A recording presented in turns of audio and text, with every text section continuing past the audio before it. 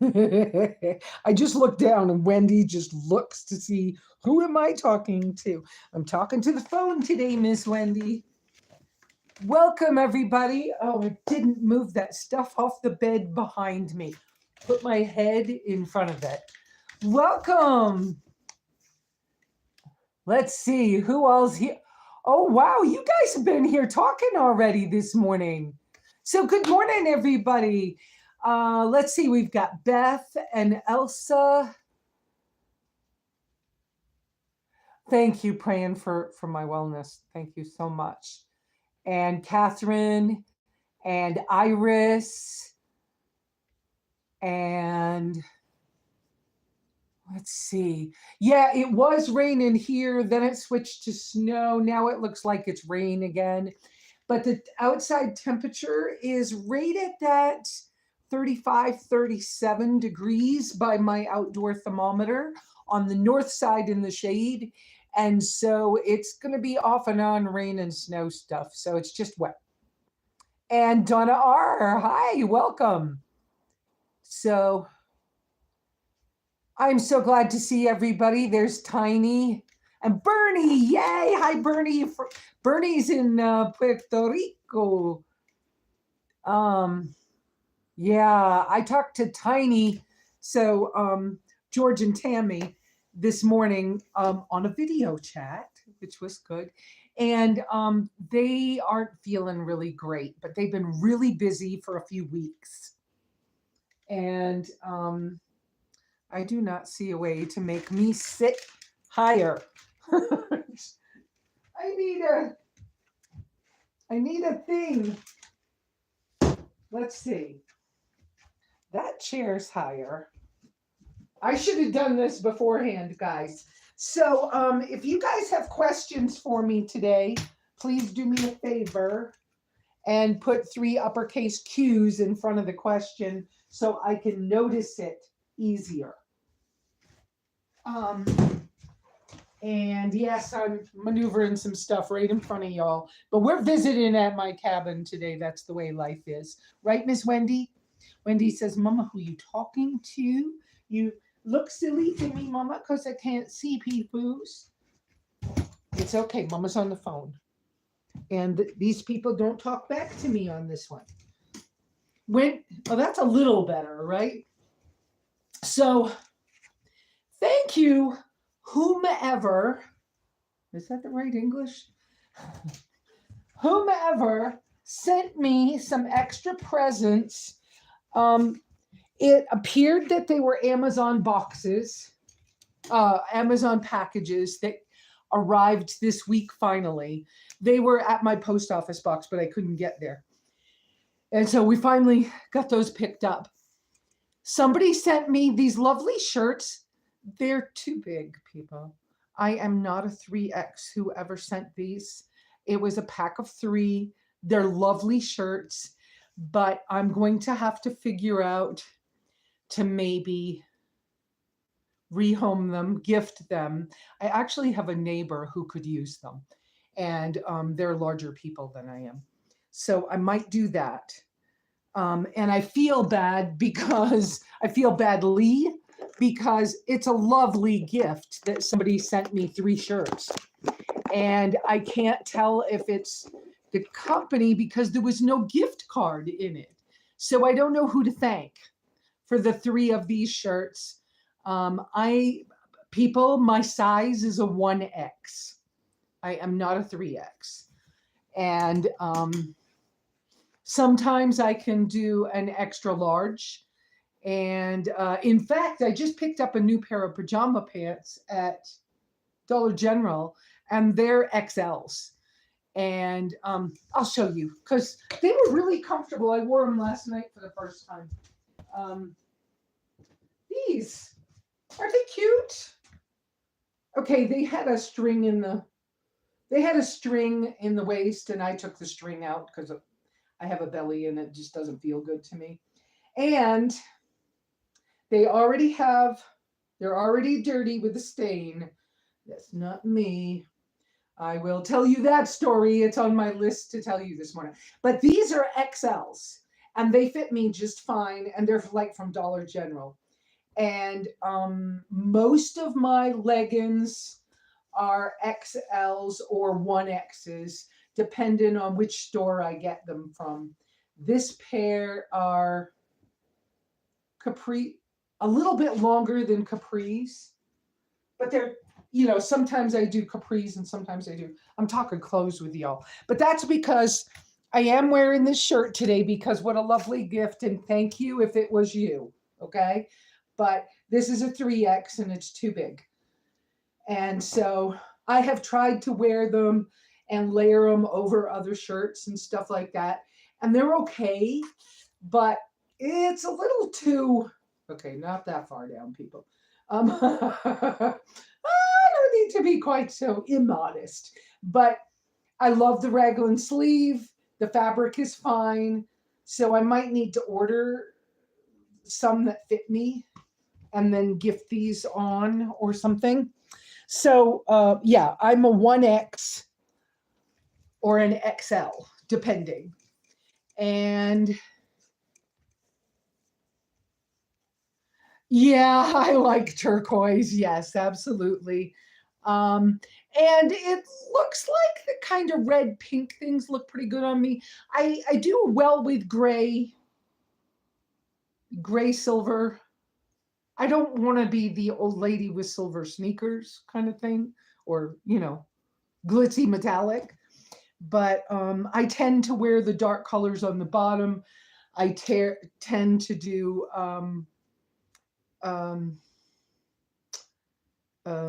what am I thinking? I really like that gray and white camo. And there's a gray white with a little bit of pink camo that I kind of like that a lot. But anyways, whatever. But that's just clothes. And yes, clothes is the thing. I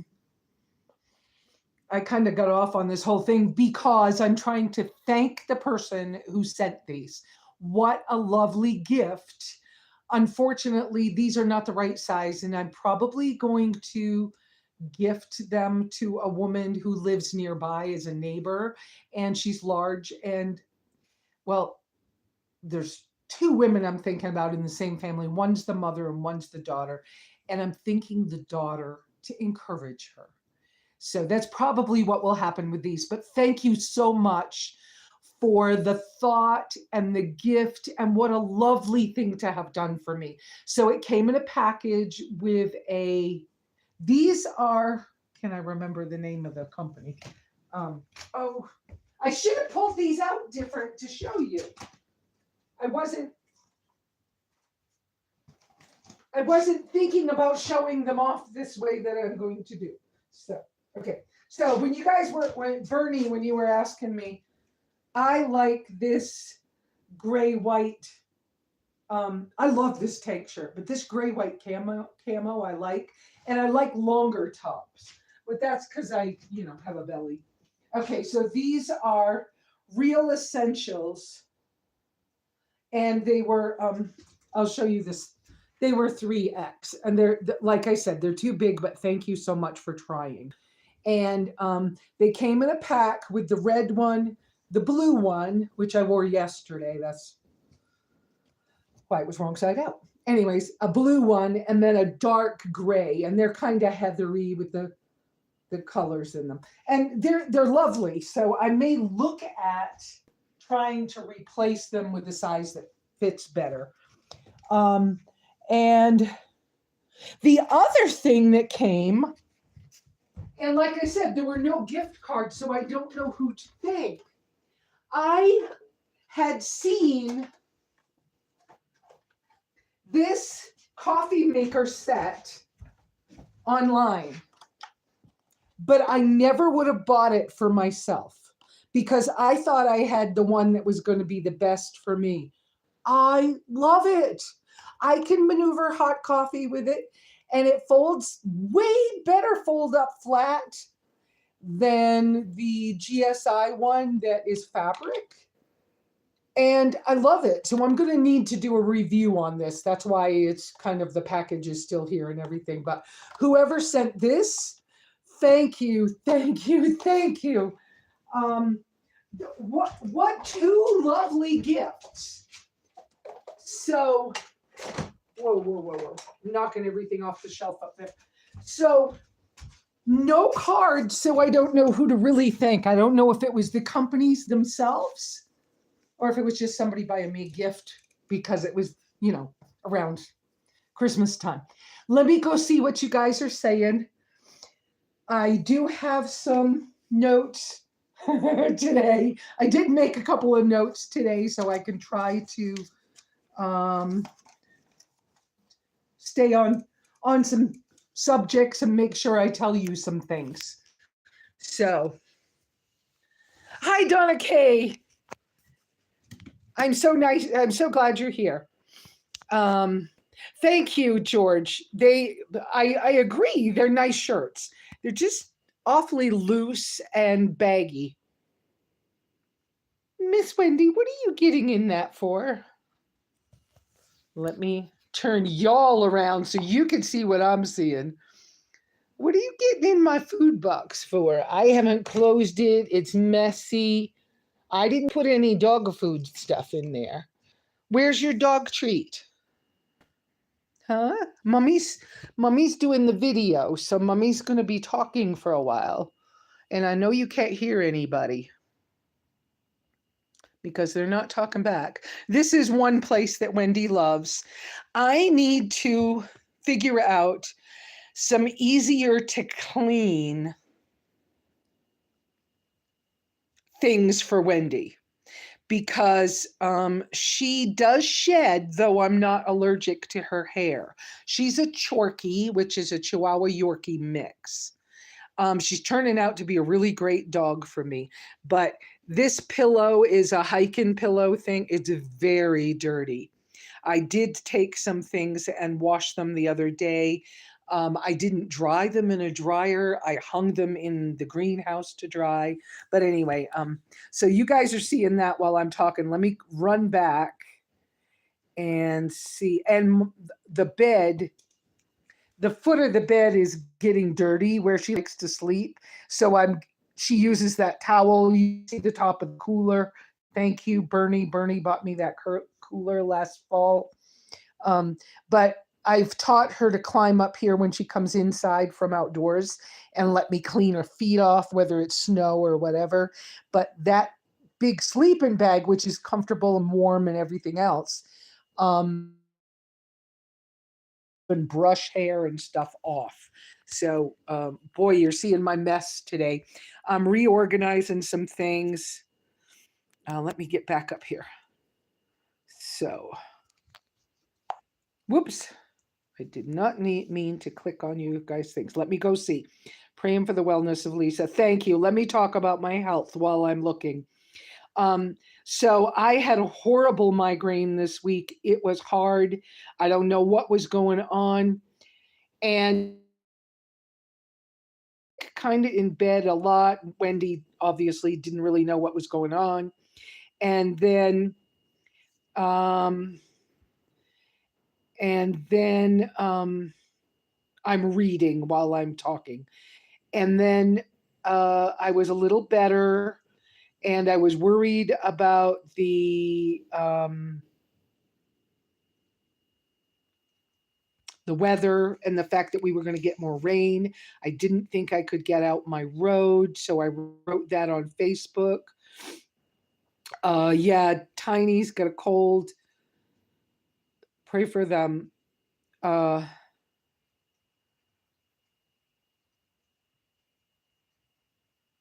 Let's see.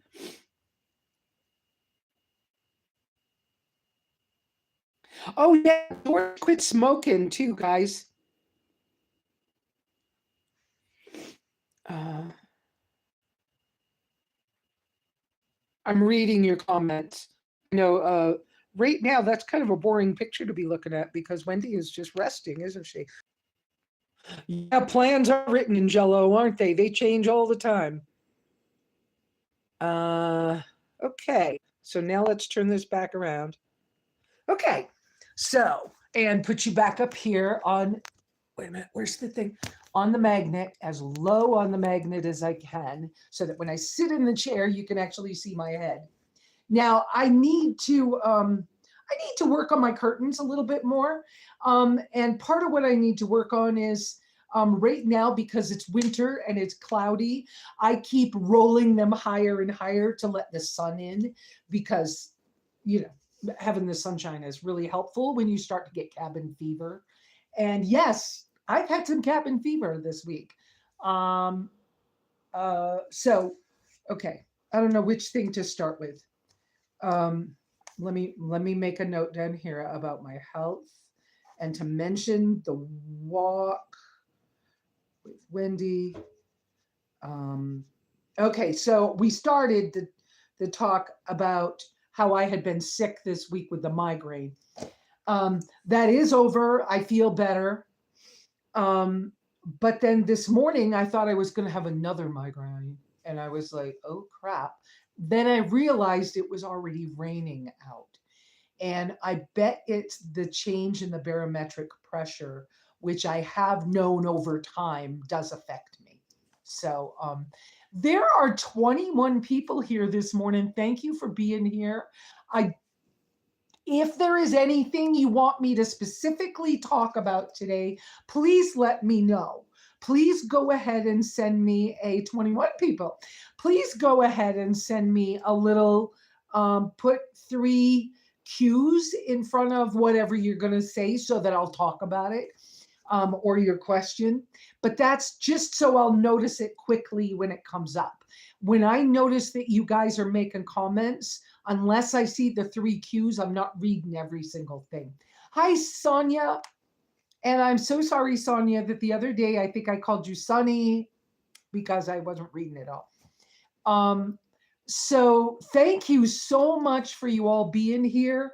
I love our little Sunday morning community, and it helps me to stay a little more stable as well. Sometimes stuff in our lives is really weird. We're going to talk about that because, but let me continue with the little health conversation that I was starting to have. So the migraine, we already talked about that. And then this morning, I think it was the barometric pressure. I'm real sensitive to that. I don't know whether you guys pay attention to or know much about astrology, but back when it was more popular, the astrology, I feel like astrology is a good guideline when you learn where somebody grew, what timing somebody grew up in. Is that the best way to say it? Yeah, what timing somebody grew up in. Kind of gives you a guideline for characteristics within a person. It's sort of like when you take those personality tests and they say that you're an INFJ or whatever it is, that those letters. They kind of, by the way you answer questions, it kind of gives you a guideline for the kind of person you are. Evidently, by the way, I haven't taken the test. It's about $10. And I didn't want to spend the extra $10 right now. I see a fly that drives me crazy. Anyway, Jordan Peterson's doing a new personality test. I would love to take it. Of course, it's $10. I don't really want to spend $10 right now because there's another online test that I really want to take this month. And I think that one's going to cost me $150 or maybe $200. And that one I want to take is actually, I think it's called Biome. And you send off, now don't get creeped out, but you send off in vials. You send off a little bit of your spit and a little bit of your poop and something else. Oh, a finger, you prick your finger for blood and you send it off and they analyze it. I want to do that one, but I think the full price is like $399 or something. I found a couple of cheaper ways to do it, and I'm hoping I can afford to do that one. We'll see. But I'd like to, because I'd like to know more about what's going on with my microbiomes. So anyway, so that's health. Let me talk about the last big health, well, two last big health things are I took a walk with Wendy. Now, the walk I took, I filmed it. I was going to put it out as a short, but I couldn't get it to load the other day. So I'll be working on that. I have a bunch of videos from this week to try to show you guys. And so I may have to edit it and make it shorter so that it can go, and then try loading it at nighttime. But so basically, sorry, I put my finger out in front of your face. But basically, I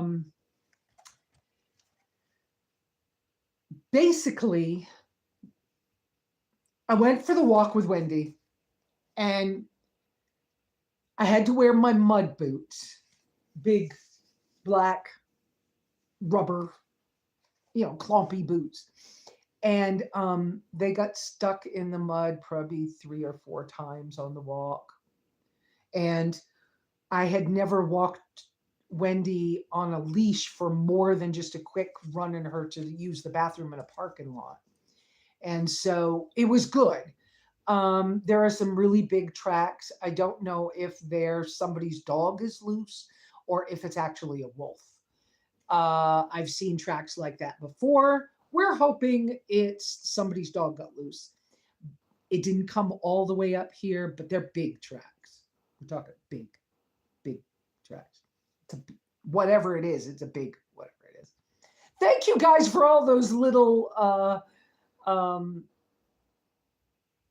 likes and hearts and whatever else. Please do thumbs up as well, because that does help the algorithm somehow. And the fact that you even come here helps. Please get a better camera. Well, thank you so much. If that was a priority, it would have already happened. I tried to get, I actually had somebody send me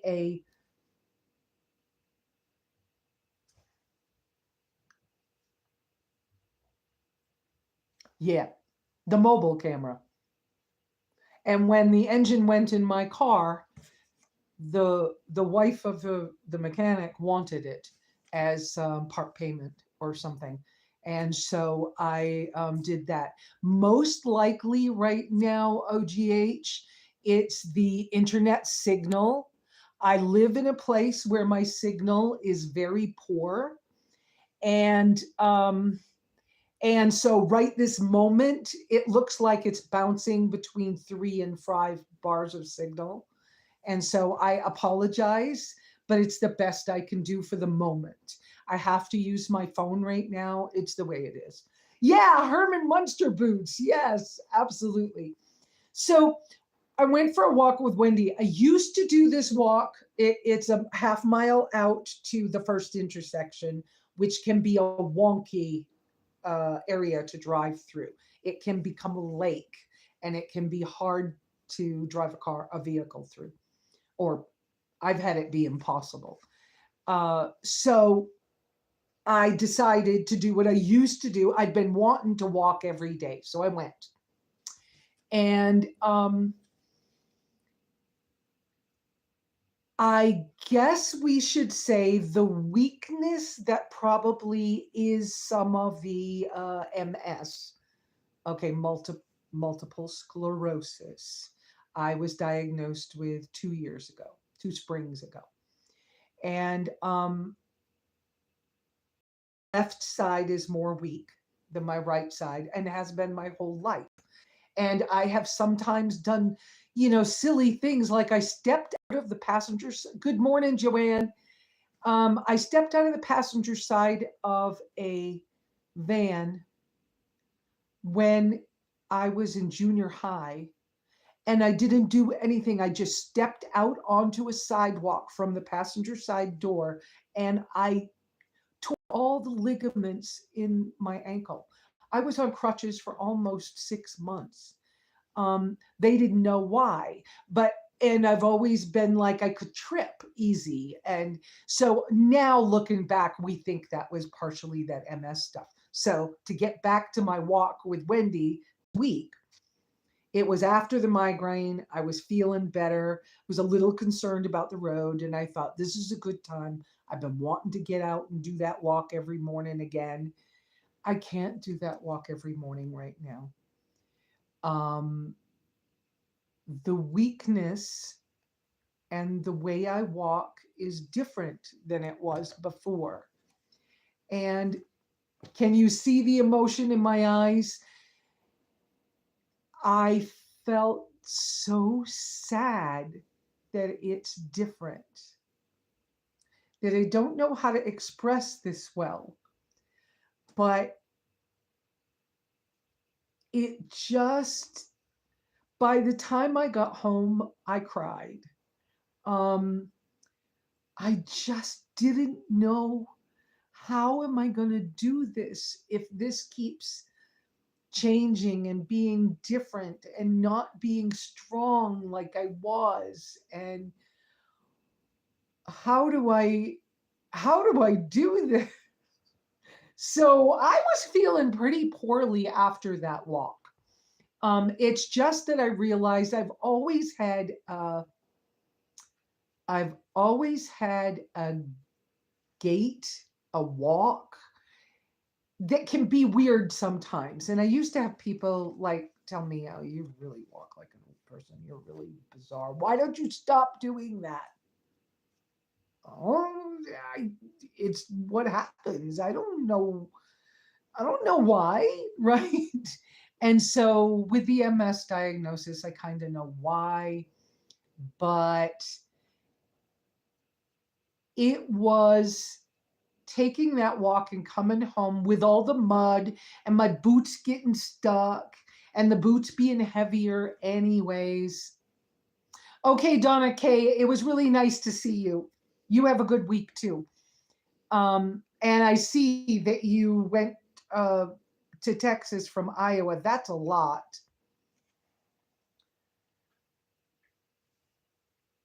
Yeah, that's a lot of driving, sweetheart. So go rest. Have a good week.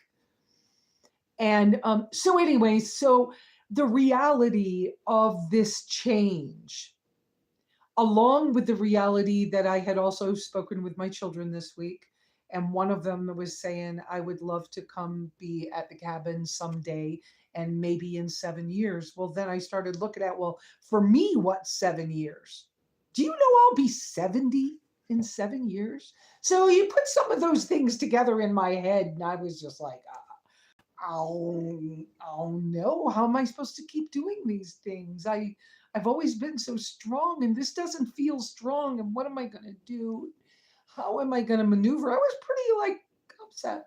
Anyway, so, and let's see. And then the last kind of on the health nut, on the health nut, on the health side of things, let's talk about diet next, because I've been playing with my diet some, right, knowing why doesn't always make you feel better, right? uh, um, and part of that is that you get those diagnosis words stuck in your head, and then you get the ideas that go with them stuck in your head, and you don't know that it's stuck there until it happens to you. And then you have to kind of deal with it and figure it out, find a way to reframe it so that it's positive instead of negative. So it's like, yeah, whatever. So, but on the diet side of my health, I have been carnivore, animal based for an entire year. It was December 23rd was when I had started a year ago. I've done really, really well with that. I healed up the IBS I've had for years and years and years. I've had a lot of what I think is, thank you so much, Laffy Taffy, who said, "You're so beautiful." Thank you. Boy, do I have a lot of freckles lately. Thank you so much. Um, but anyway, so healed up the IBS really quickly, and it has stayed gone unless I test something else. Sonia. Oh, it was you, Sonia. Thank you so much. These are lovely. Sonia, would you mind if I gift them to the younger girl who lives up the road who is large? Would you mind if I gift them to her? Um,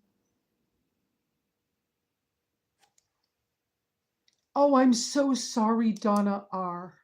I'm so sorry that you have a not good news.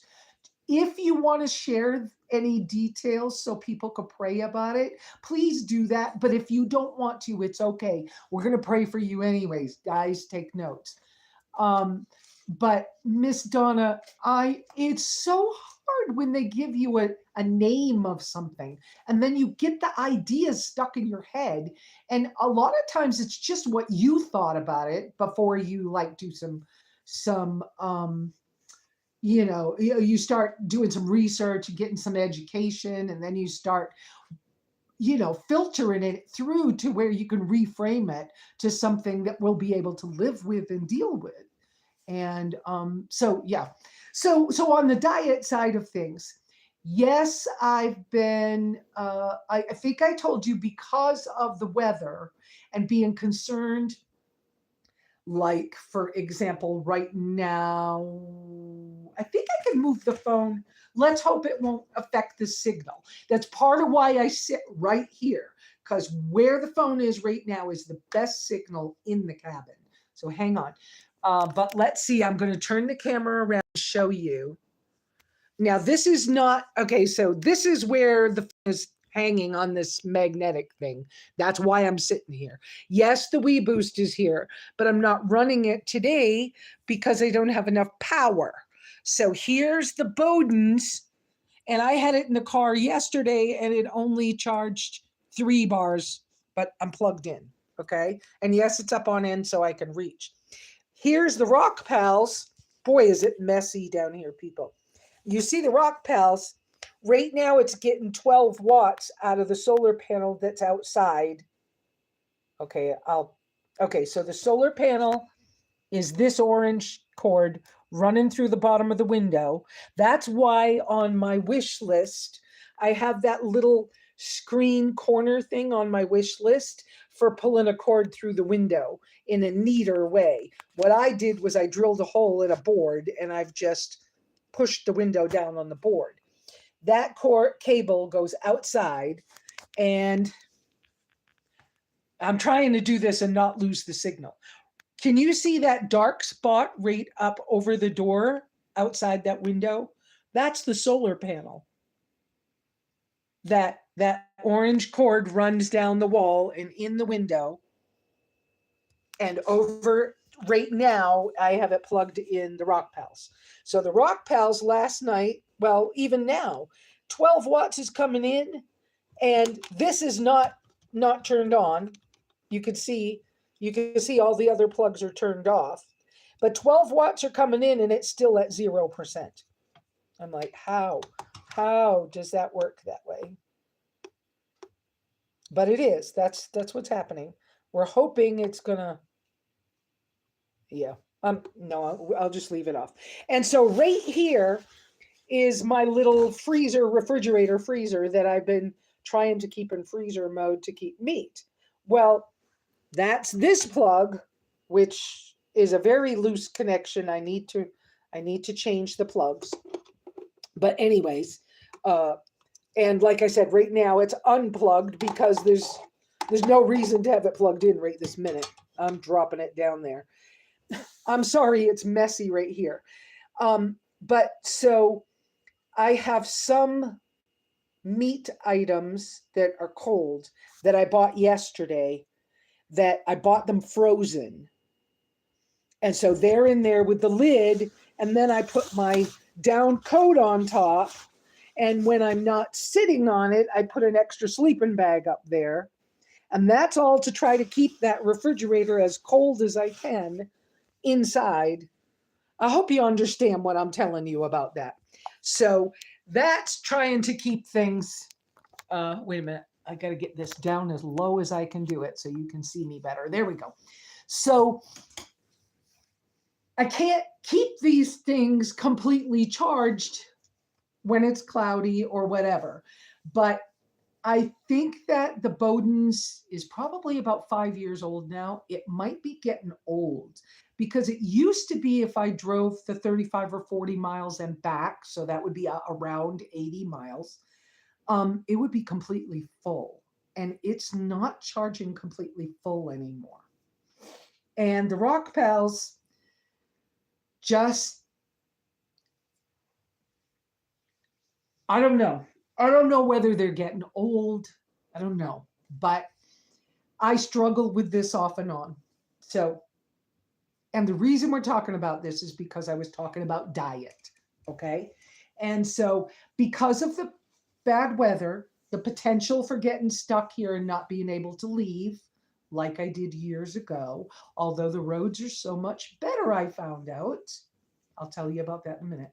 But the roads are so much better that I can get in and out. And this blue tracker car, the four-wheel drive works so good in it. I've had four-wheel drives before and I could not maneuver the puddles getting in and out of here.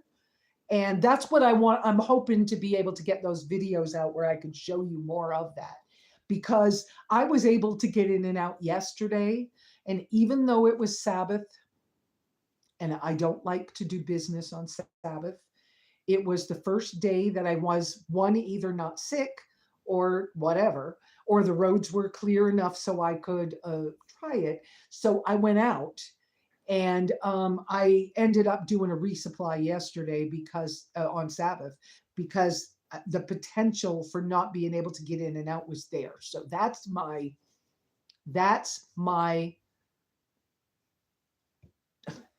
reasoning for doing what I did yesterday, which is not my normal. But it's happened quite a few times this year anyway, or, over the last year. But on the diet end, because of the potential for getting stuck here and not being able to get out, we're not saying it's going to happen, but it's a potential because of weather. When I do the resupplies, I made sure that I got some canned meats. So I did things like I'm trying to stay away from all the additives and everything that are put in things like nitrates and stuff like that. Now, sometimes nitrates is simply celery. I think that's the right thing, or parsley. But hi, Abigail, welcome. I see your Abigail. I happen to see the question, but normally I ask people to put the 3 uppercase Q's first so I can quickly see that it's a question, but I see yours and it says, how old am I? Do you really want me to tell you? I'm 65. Catherine, Sonia, I'm putting a prayer list for the LDS temple. They'll put your name in an envelope and pray for you for 2 weeks. If anybody else would like me to call in your name. Oh, that's so sweet, Catherine. And Catherine can be found also. You can message Catherine privately over on Facebook if you need to as well, right, Catherine? So, okay, so back to the diet thing. So because of the potential for being stuck here and not being able to get out and get fresh groceries, I decided to try a couple extra things. I also had been struggling with the fact that I didn't have any energy on carnivore, on strict carnivore. And so I'm allergic to milk and dairy. I have these other things. So I knew that the potential for using ghee as opposed to butter was possibly a way to have something that could keep on the shelf and could not only keep on the shelf, but the potential that I might not have an allergic reaction to it. So I went ahead last month or last time I shopped, I got butter, and I made my own ghee because it's cheaper than buying ghee. Ghee to buy is about $22 a jar. So I bought ghee, and in fact, if you can see on that windowsill, that little, nope, come this way, go up. Whoops, okay, my hand won't do what I want it to do. That jar on the windowsill, come the other way, Lesa, right there. Go that way. That, go, do it again. Go back, go the other way. There, that jar right there, that's ghee. And so what I did was I tried it, and it works. And I don't have an allergic reaction to it. I do notice I need to be careful. As long as it's ghee, which is clarified butter, as long as I've clarified it, I seem to be okay with it. So I don't use much butter, but because of the allergy, right? And so I don't use much fat. I was making my own tallow when I could get the beef fat, but I got more beef fat when I was down in Quartzsite than I've been able to get up here at home. So, and sometimes if I go to a Walmart, I can pick up a jar of tallow for about $11, something like that. More expensive on Amazon, and it's messy to ship, so I don't kind of do that to companies. Anyway, so like I said, because of the potential for the refrigerator or the freezer not to run, with the weather being back and forth between warm temperatures and cold temperatures, it won't stay cold. I can't use outdoors consistently, reliably for a freezer. So last time it was really cold, the last time I shopped. So I was able to buy quite a few pieces of actual meat and keep them outdoors, but it stayed below 30 for quite a while. And that worked well. And then I tried the ghee worked. So this time when I shopped, I feel like I'm struggling with how to tell you about this diet thing. So I added ghee, which would allow me to eat less meat, which would allow me to not have to have so much refrigeration. So yes, I'm drinking coffee. I started that back again a few months ago, and I just love coffee. Before the first storm, I also went ahead and got a small cabbage, and I had plenty of salt here. I'm going to need to buy more salt again. But so I made a jar of sauerkraut. I'm really showing you guys today. Whoops, turn the camera around. See that jar in the corner beside the box of butter? That butter is the new one for me to make more ghee with. So that jar right there is the sauerkraut I made a couple weeks ago. Now, I'm afraid of walking too far away with the, you can't see it. I forgot I could do that. But I don't think you can see it.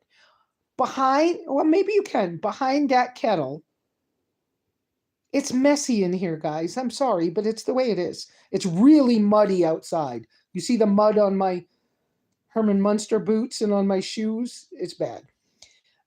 That jar on the other side of that kettle right there, I decided to make, trying not to make y'all dizzy either. I decided to make a sourdough starter. So I made sourdough starter using white flour that I had here. And after it got started, then I went ahead and now it's green plantain flour, which is more resistant starch, and it works. Okay, so I apologize. I see that a lot of people are coming and going. I apologize if the quality of the video is not the quality that you're used to. This cabin is in a very rural area. My signal comes and goes. I'm doing the best I can. Most of the people that are out here every week are used to it and understand. And I apologize if it bothers you. And I hope that you can get past that. So, on the diet side of things, there are a few things I have added because of the weather, because it's winter, because my energy was low. And I thought that I just needed a boost in my gut. So, I've eaten a little bit of the um, sauerkraut. I've made some flatbreads. Yeah, flatbreads out of the sourdough starter. I've done the ghee. Okay. Then for emergency food out in the storage canister outside, I have one of those, metal trash cans that I put things in, like extra dog food, extra coffee, extra toilet paper, paper towels, stuff like that. Matches. They're stored in that barrel right now. It's the best storage I have. And so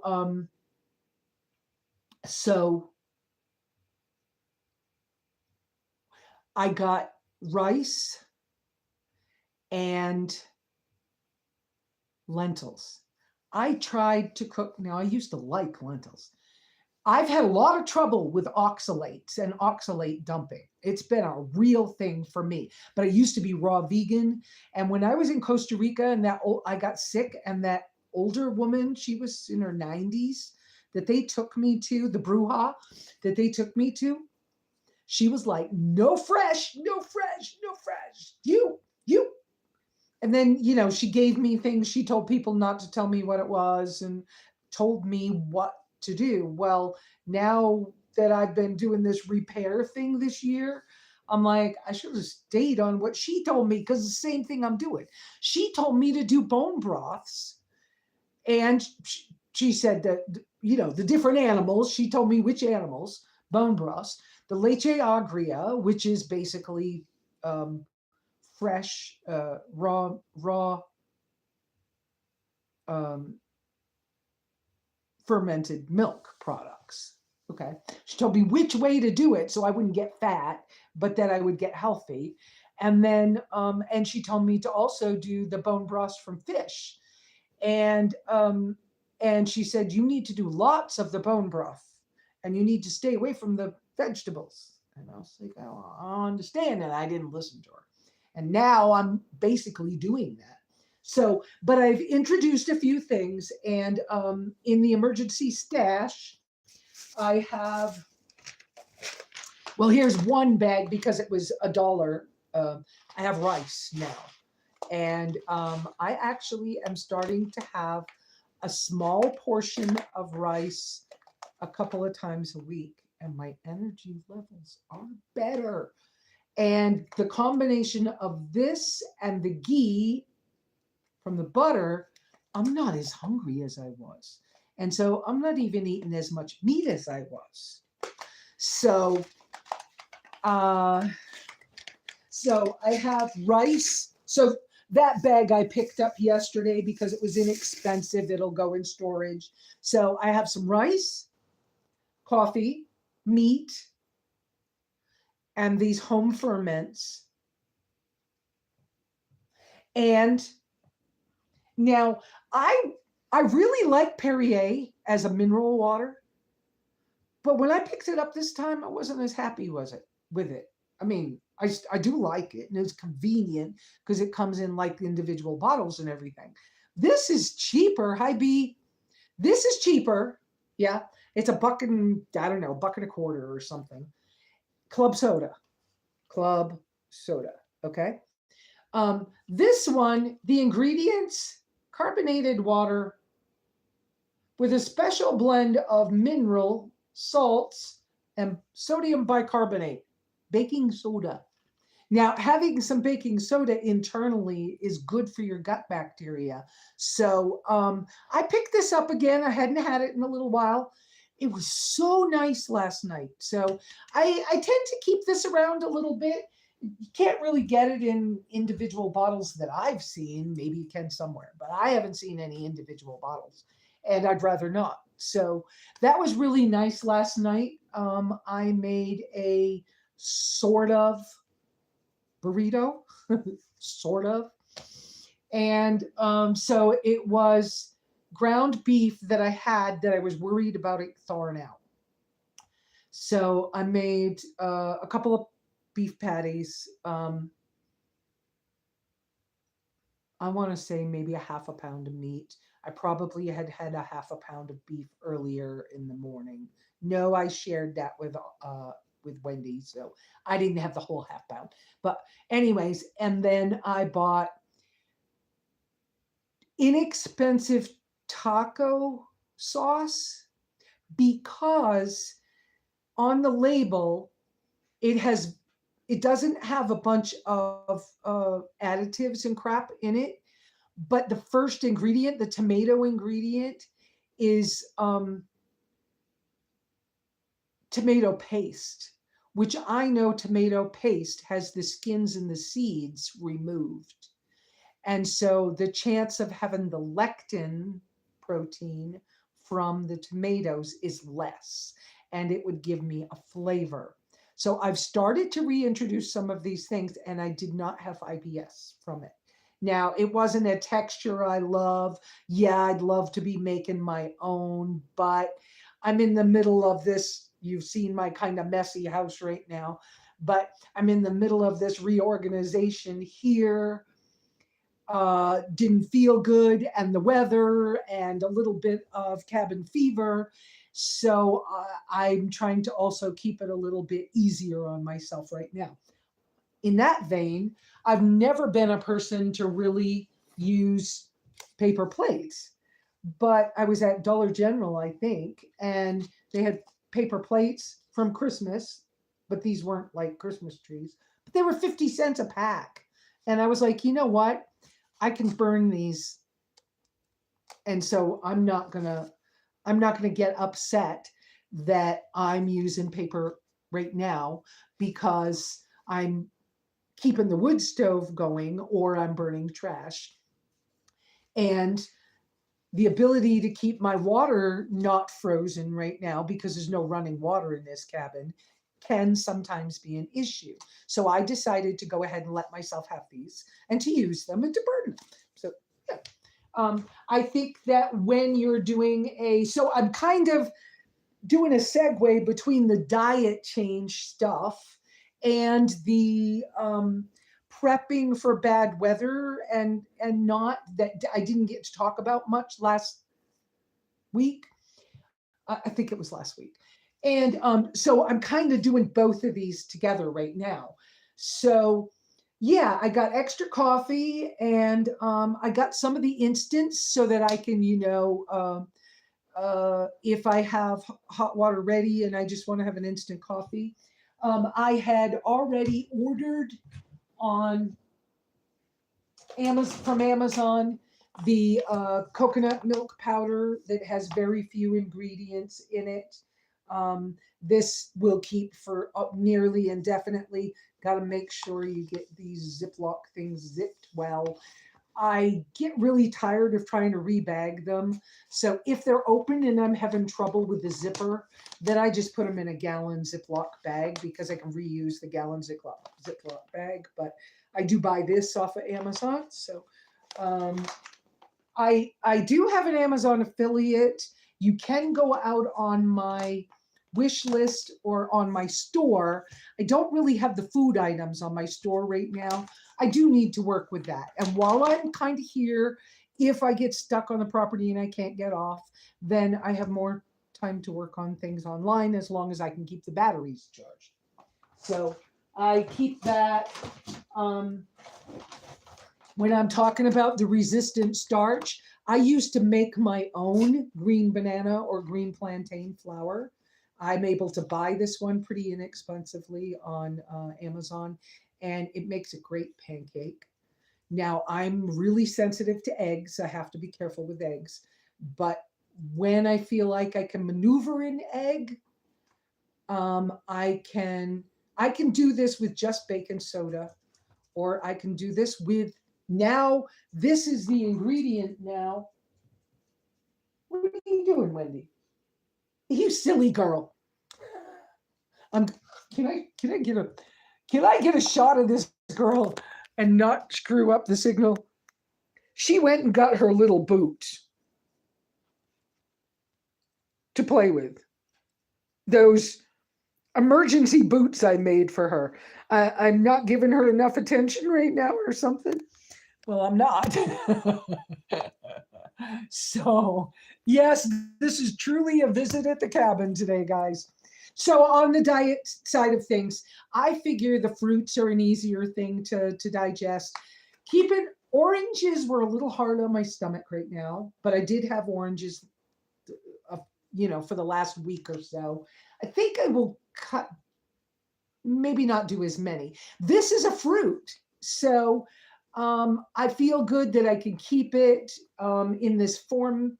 And I can make a pancake when I want something that feels more normal. And I can have either real maple syrup or raw honey, or I could do a stevia thing if I wanted to. I have returned to having stevia for my coffee. I missed it, didn't know I missed it, but when I got it back, it's a blessing. So I can make coffee with only stevia, which is what I seem to prefer, or I can make a coffee or an iced coffee with the coconut milk powder, is part of why I got that. And then I haven't played with this much. I used to buy this as well. This is a little expensive, but it's kosher gelatin. And I used to have this a lot. I've been considering sticking a little bit in my coffee, but I haven't yet. I'd like to have colostrum, but I need to make sure I get the right one. And the protein powder I was buying was $64 a bag.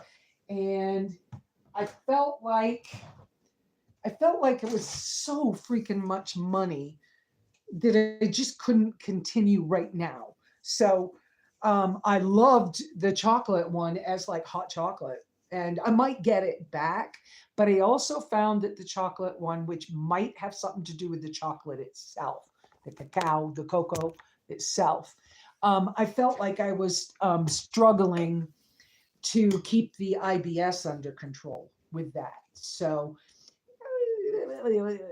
that's a little wow, I feel like that was a lot of diet stuff. And diet and resupply. Thank you so much, Sonia. And don't feel bad. I appreciate, thank you so much for caring enough to want to help me have a new shirt. I appreciate it. What a lovely gift. And so they'll be Roxanne from California. There we go. I was trying to figure out what to call you. Roxanne, welcome. You've missed a little bit this morning, but I've been kind of going on and on and on about the weather and resupply and diet and stuff like that. You could go watch the replay and catch up, but welcome. Thank you for being here. Please, folks, the thumbs up do help. And I did notice that I'm starting to, people are starting to notice that we're really here. And, I'm sorry that I wasn't able to make it to winter, warmer, quartzite area. I had planned to try to get in on speaking at RTR, even though for me, I don't care the same. But, and I was going to go show my rig off again and stuff like that. And it didn't happen. So, sometimes God has other plans. And so whatever, I just saw a bird, I think. I hope it was a bird and not a rat. Hey, don't chew those. Oh, look at you. Don't chew those up. Don't chew these up. Do you want a chewy? What? Look at this girl chewing them to pieces. Whoops. I don't think I'm in front of the camera part. Oh, the camera part's way up there. Okay. She's chewing them apart. Let me get her a chewy real quick. I'm going to be away from the camera for a second or a minute. Here. Do you want a chewy? You want one of these? This one or this one? You can't have the jerky. Which one? This one or this one? Do you know? People can't see you. Come up here. Come up here. We'll put you on camera again. Where's Mama? Let's come up here. Up, up, up, up. Which one do you want? We'll put you on camera so people can see. Do you want this one? You have a choice. Or do you want this one? I know this girl. She likes the pig ear. She likes the animal ears. You want this one or this one? Which one do you want? Oh, you hear something outdoors? You want to go outside? Here, you go outside. Right. All right. She's going outside instead. Right. Okay, so interruptions. I do live here. And this is a small cabin. You guys got to remember 12 feet by 12 feet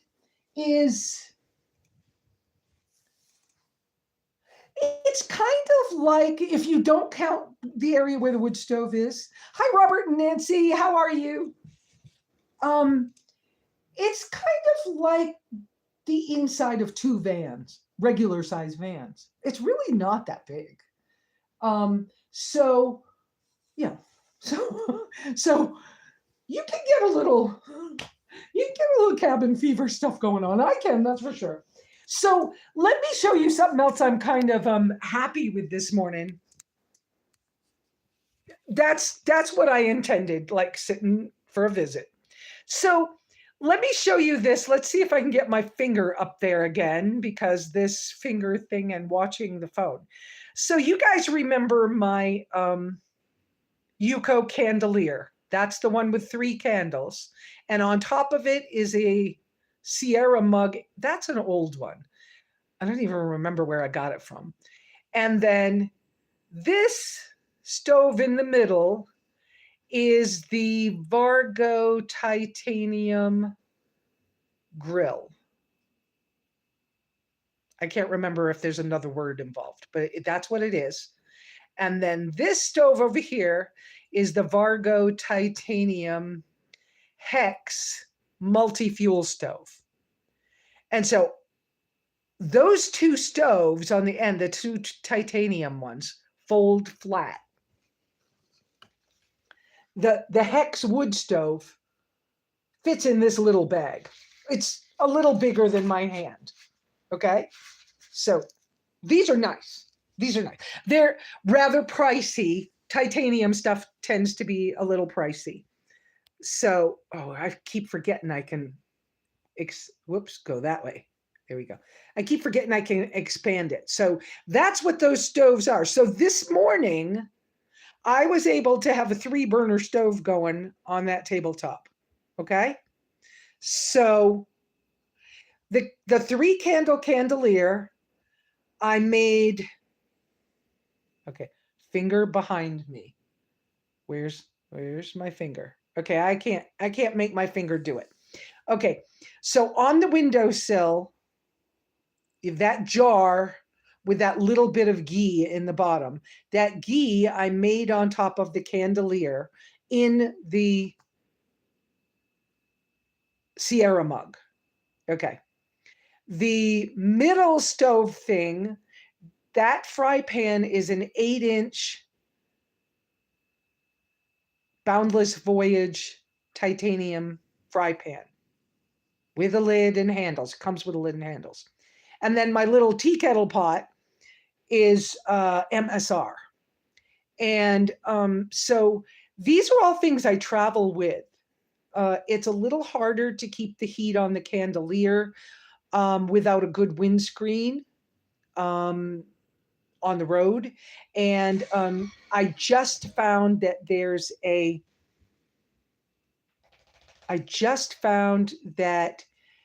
I think it's, I forgot which company.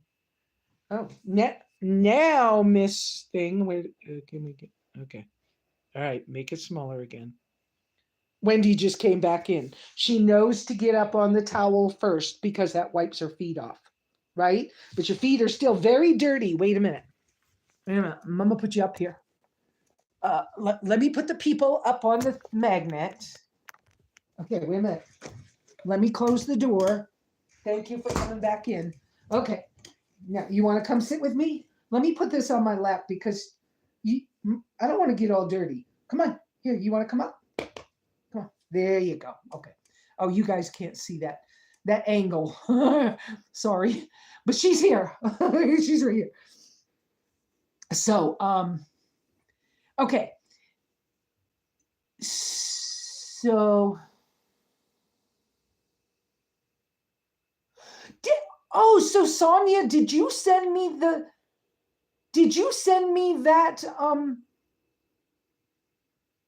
that Soto coffee maker too? Because I love it. I was not going to buy it. I'd seen it and I thought it was cute. And I was like, yeah, but the GSI one works. Why am I like that better. I don't care who sent it, but if it was you, thank you so freaking much. And yes, I'm going to do a review. And oh yeah, I love it. And I think I will get more of their filters because I've used store filters as well. And they work, just not as, it's a little nicer to have that cone shape. But wow, that was great. Okay. So because I'm allergic to propane, and it's not only my allergy to propane that I choose these little stoves that I showed you. Part of it is I'm a little old school. Not because I have to be. I kind of like it, okay? Sure, it's a little slower. So now this morning, you got to remember that like the candelier is kind of like having something on kind of medium low. It's not really low because things will boil. It just takes time. It's slow. But slow is sometimes better. And then you can get ghee for $6 or $7 at Walmart. Wow. No, okay. Yeah, no. Oh yeah, that Bernie, that GSI pour over that I have, the fabric one, I don't have it where I can get to it. The fabric one, the black with the plastic thin clips on it that you see me using all the time. That one's about $10, and it's called the Java something. I forgot.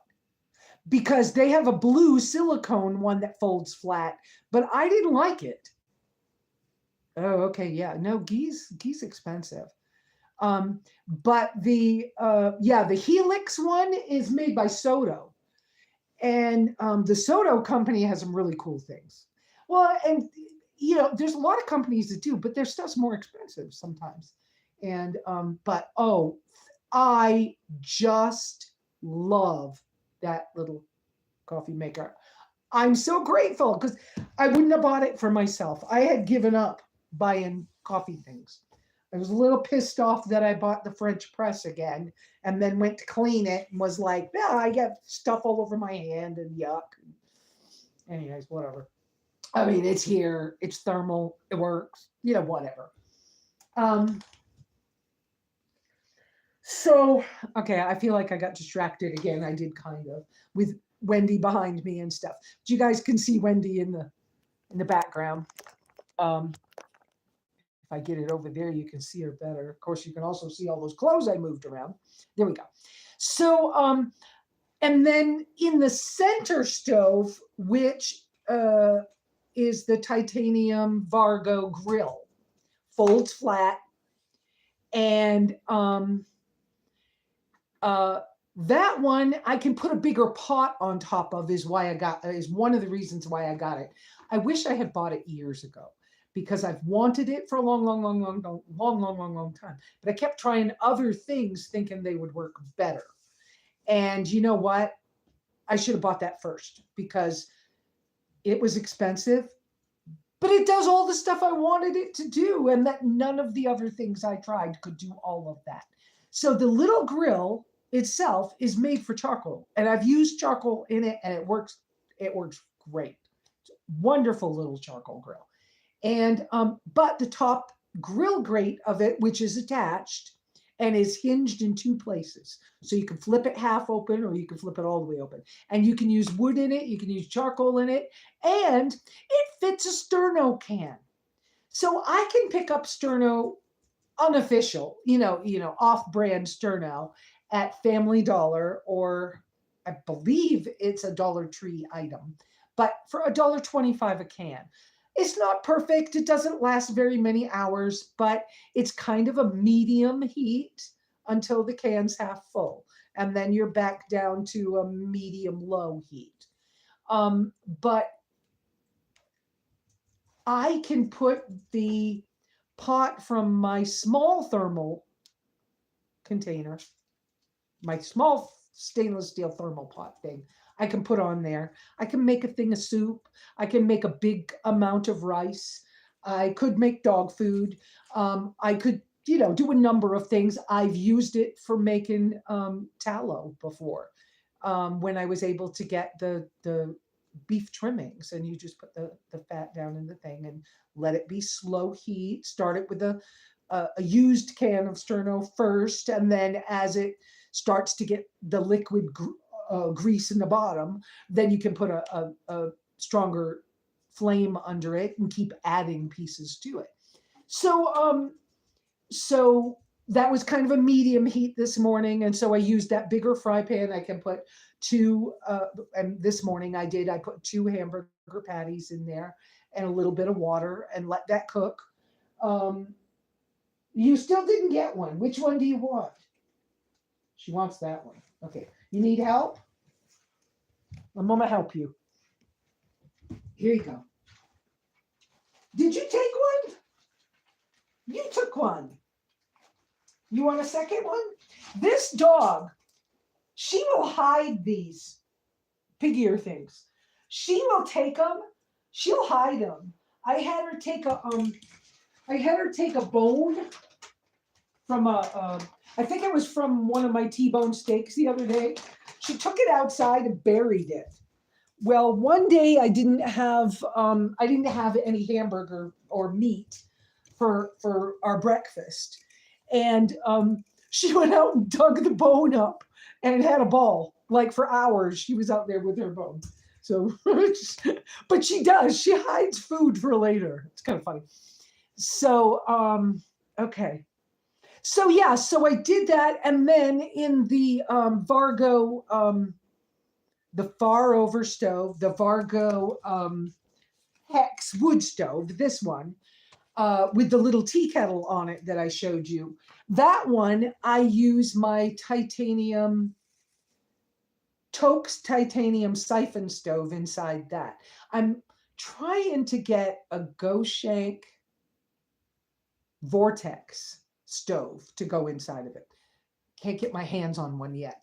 But anyways, that one uses alcohol, and I'm able to get fuel additive in the yellow bottle.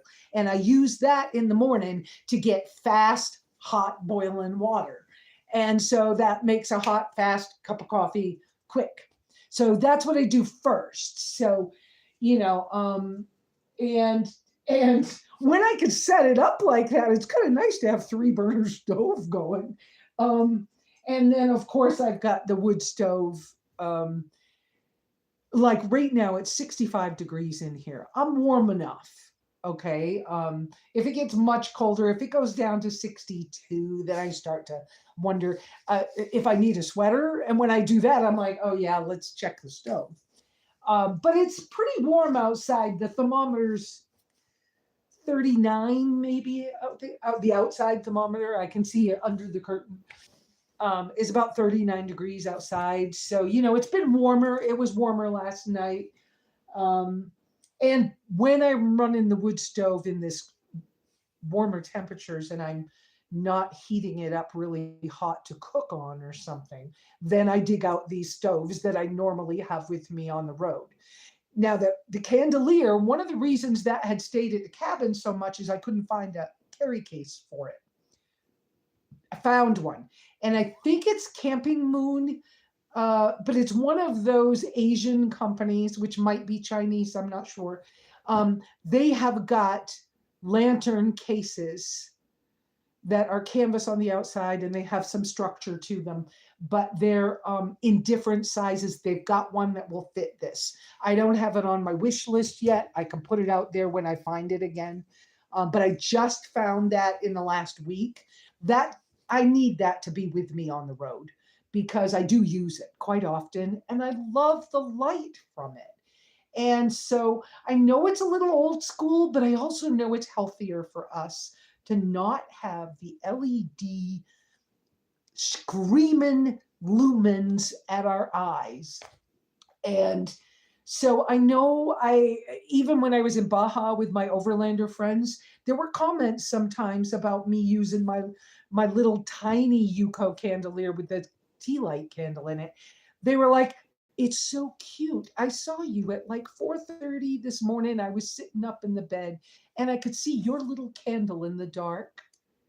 We were on a beach and they were like, I knew you must be sitting up or you must be making your coffee. Wendy, please do not do that. Wendy, no, get your toy. Where's your toy? You want to sit with Mama? You want to come up? Get your toy. You can play with your toy. Okay, so maybe I should stop talking about all that stuff and talk about Wendy again. So Miss Wendy Woo is a very social dog. And so yesterday when we were able to go do the resupply, part of what we were doing was let's see if we can get out and get to farmer's market so we can talk to other people and at least get a little social fix so we won't start feeling like we're too alone and we won't start getting cabin fever too bad. And so we went down and the Cannon ladies were there. I think that's what they call themselves. And so this is at the Witchwell Farmers Market in Swap Meet. And Danny was there with his leather work. Jim was there with all of his veterans sticker decal things that he has in electronics. And he runs a burn barrel in the winter to kind of keep people warm. And Estelle, I think it is, and her husband. I'm not really good with their names yet. They found their German Shepherd. Finally, they found her. She had gotten 40 miles away. Wow. But they found her.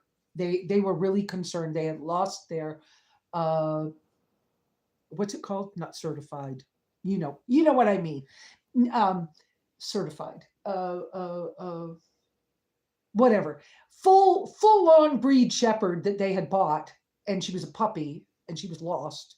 And they found her and got her back and she's doing well. And they sell jewelry and wire wrap stones and things of that nature. And who else? Somebody else was there. I can't remember who else was there. I think maybe that's all that was there. A couple of people came and went while we were there. But the Cannon ladies, which the daughter is probably the one I'll gift these to, Sonia.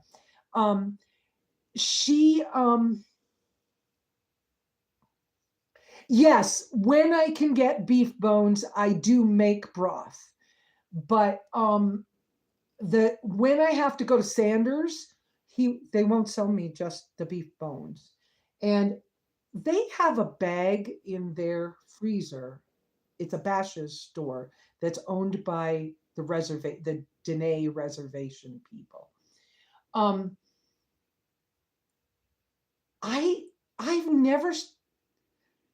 I don't have any experience with these bags of frozen, what they call beef feet. Does anybody know what to do with those? Purebred, that's the word I wanted. Yeah.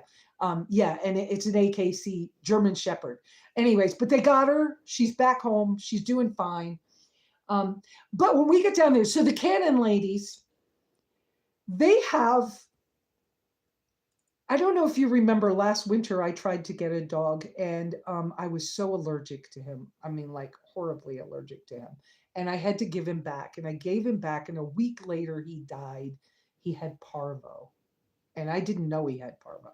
I thought he didn't feel good, but I couldn't figure it out. He had parvo. He died.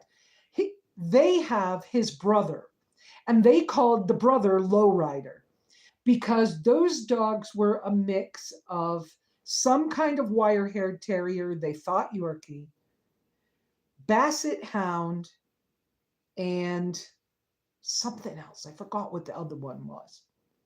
Well, so they have Lowrider. He's 4 times as big as Miss Wendy. Miss Wendy just thinks he's the bomb.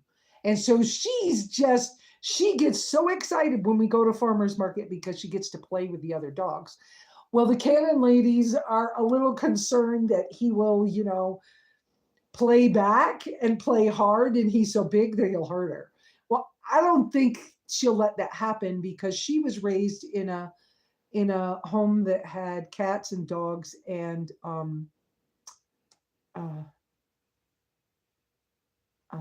what pit bulls and stuff. So big dogs. So I don't think she'd let herself get hurt.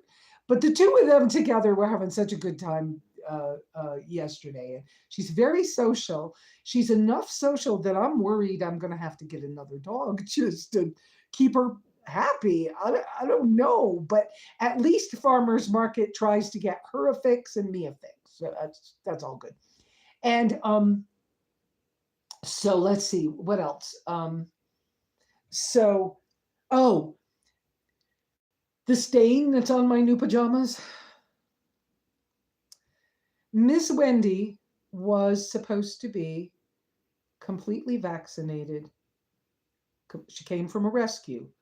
They asked for a rehoming fee, and one of you guys helped me with the rehoming fee. But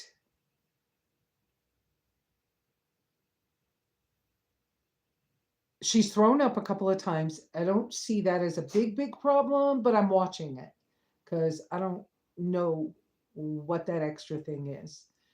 Because I can't relate it to she ate this thing and then she throws up, or but it's only been a couple of times, so I'm not super worried about it.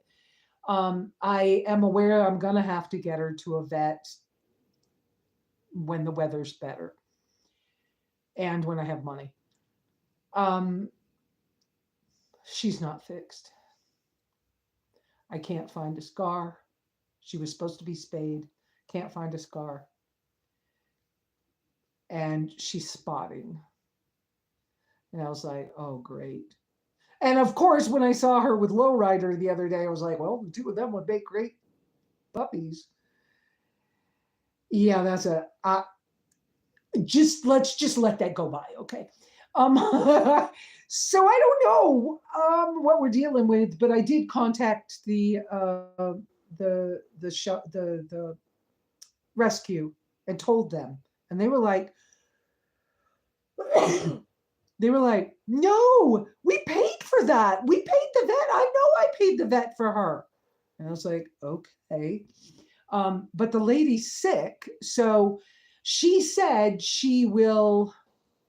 The rescue person said that she will make it good, because she thought it was done. And I was like, I took pictures of her belly and me hunting for a scar and everything. Can't find a scar. Can't. She's like, oh gosh. So they'll make it good, but it's going to be a process. And like I said, the other lady's sick. She's been at the ER 3 times. The rescue lady been at the ER 3 times this week for asthma. And I used to have asthma, so I get it.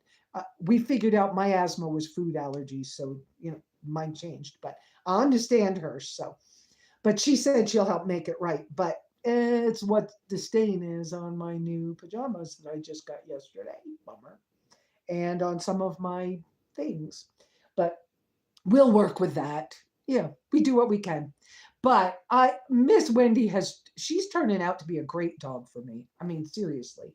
And if I needed to get another one to keep her company,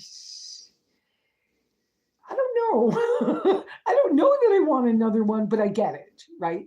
So yeah, the rehoming fee for Wendy was $350, which I could not afford. And one of you lovely people here actually paid that for me. And the rescue considered, because she knows me through another person, they considered some other things. Iris X, hi. Haven't seen each other in ages. Have to catch up sometime soon. Okay. Do I remember who you are, Iris X? Send me a message or something. Anyway, so we'll have to work on that. And yeah, the person who helped me with it, I don't want them to feel bad, but the rescue will make it right. And the rescue person knows me through somebody else, so we considered being able to get that uh, adjusted. And it was a little bit of a struggle, and so the person, the follower, the subscriber, how's that? The subscriber from our group said, "Don't worry about it. I want to help them as well. So let's make it the price they said." So that was nice. So yeah. So that's the, let's see. So I've told you about the Wendy update. I talked to you about my health and the diet. I mentioned that I have the goal of getting some shorts edited of the driving and walking around here in the muddy stuff. So I'll be working on that. I'm also probably going to do some more gear review things, especially on that little coffee maker, Miss Sonia. Wow.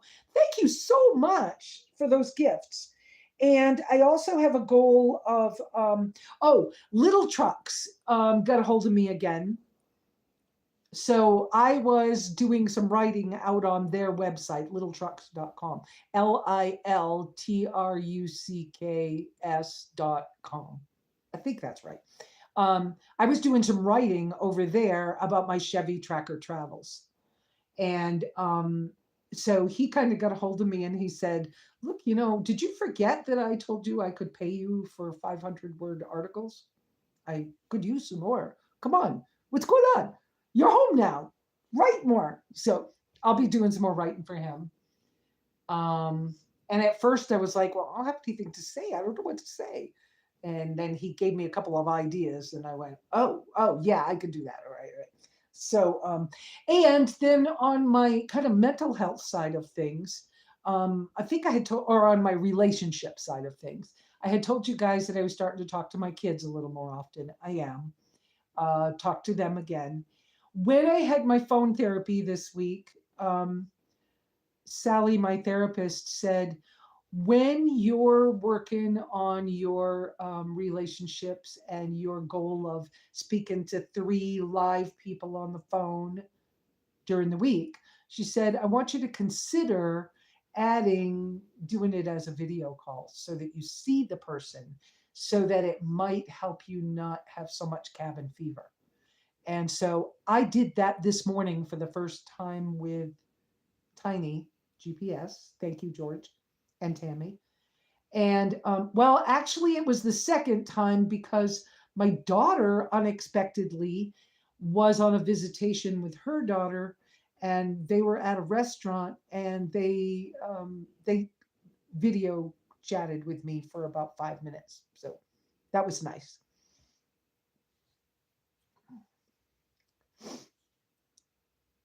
Yeah. And so yeah, so that's the relationship, mental health stuff like that. Vehicle stuff and finances, when I did the resupply yesterday, which, like I said, it's not my favorite thing to do that on a Sabbath, but with weather and everything else, sometimes you do what you got to do. I don't have much money left at all this month. I did not save what I intended to save. But it's rather important when you're in these off-grid, and even sometimes uh, as a nomad, that didn't come out right, or in a nomadic situation. Sometimes when you're getting ready to experience bad weather, it's better to spend a little bit to make sure you have enough, and then you'll recoup later. And so that's partly what I did when I went out yesterday. I was like, you know what? I better grab 6 cans of the cheap uh, sterno instead of two. I better grab an extra roll of paper towels because they're really convenient right now. And something else I do, hi Terry, something else I do on my resupplies, I mean, on my stocking up in prep for a storm, is I make sure that I try to have some kind of project I can do. Now, I couldn't get myself knitting needles and yarn and stuff. I looked, couldn't, that didn't happen. I tried because I kind of wanted to like knit Wendy a sweater or something. And anyways, it didn't happen, and I gave away knit needles a long time ago. I don't know why. But I remembered that I have all these shopping bags, and so I will probably start making balls of plarn out of the shopping bag plastic in preparation for either getting a crochet hook or knit needles. And then I can at least knit a couple of baskets or do something with some plarn because I have this stuff here that'll give me something I can do. I bought another $1 It Makes Me Smile plant for the windowsill. And there's one over here as well. They were $1 at Dollar General. Those are nice for in your vehicles. They're just plastic or silicone or whatever they are. And you can always put a piece of Velcro on the bottom and stick them to something, or they'll fit down in a cup holder. But it just can sometimes make you feel a little bit more uplifted. And so I let myself have that pretty. And they don't have to last long. You can let them move on whenever you feel like it, because they're only $1.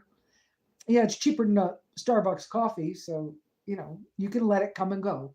And what was the other thing I was going to tell you about was, um, oh, I also do a couple extra things for your self care supplies. So, because I'm using a wood stove so much and I have potential of water freezing, and washing clothes in really cold water is painful on your hands, rubber gloves help.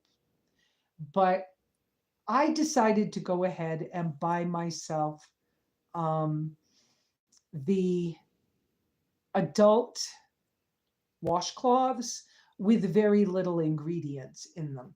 The ones that are like baby wipe things for bathing with. I thought, that way I don't have to keep washing a washcloth or washing towels for right now. And if I just don't feel like it, it's a little more convenient. And then I also bought a bag of lavender Epsom salts for when I do want to do a foot soak, because that feels really good if it's cold or wet or you've been here a long time by yourself. So did that.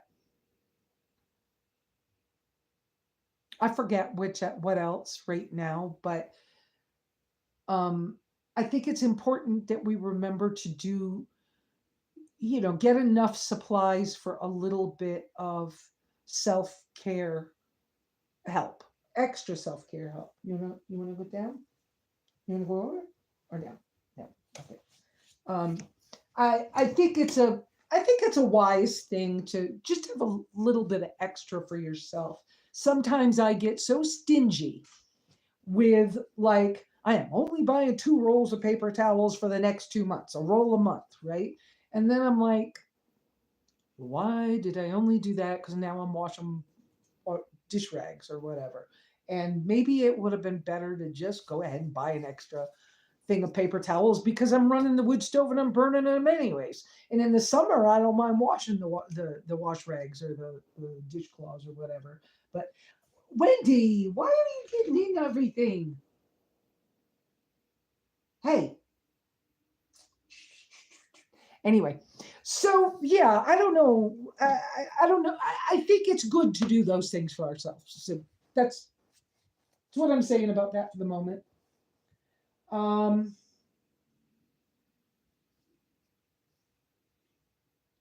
I'm trying to work Wendy over to a different set of dishes.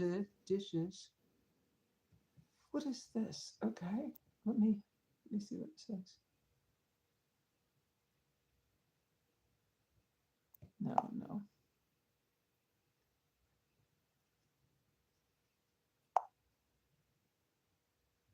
Oh, okay. All right. So, okay. So I talked about that. The tracker, yeah, I didn't save as much money as I wanted to, but like I said, sometimes when you need to do resupplies, when weather's coming up, sometimes you got to do some stuff. So, um, yeah, I'll get yeah, misbehave when mom's on the phone. She's actually okay. Wait a minute. Wait a minute. Wait a minute. I'm trying to show y'all as much as I can. She's actually being really good right now. But for a few minutes there, she was just pulling things out of bags. I was like, what is up with her? Oh, you guys can see these Folgers cans over here. So the little blue bowl is kind of my wash my face in the morning bowl. Although I don't need a second one because I used to always use that stainless steel one over there. But when I get done with the water, I pour it in that tall can underneath. And that can right there is the used coffee grounds. So that's how I manage that in this off-grid, situation when the weather's bad and whatever else. What, you want to go out front and see? I hope that's not. Every once in a while, I hear a sound outside. Do you want to go see? I need to move the car from where I parked it yesterday because I have the potential for the rats to be in a bad place. I'm going to let her be on the front porch for a few minutes. It's still kind of dry on the front porch. I'm looking for a solution to the front porch doesn't stay very dry because my winds and storms generally come from the west side, and that open end, my porch is on the north, and that open end gets hit pretty hard, but I don't want to lose the view. I like seeing over there. So I may have to do something like hang an old window from chains or something in that space to try to keep it a little less windy, a little less, I don't know. Someday I'll deal with that. Thank you, Sonia. I will be working on some of those stoves and videos. I'm making a note. See, making a note. Videos. Sonia. Stoves and fuels. Fuels. Okay. I will, because I do have favorites over time. I really do have favorites over time.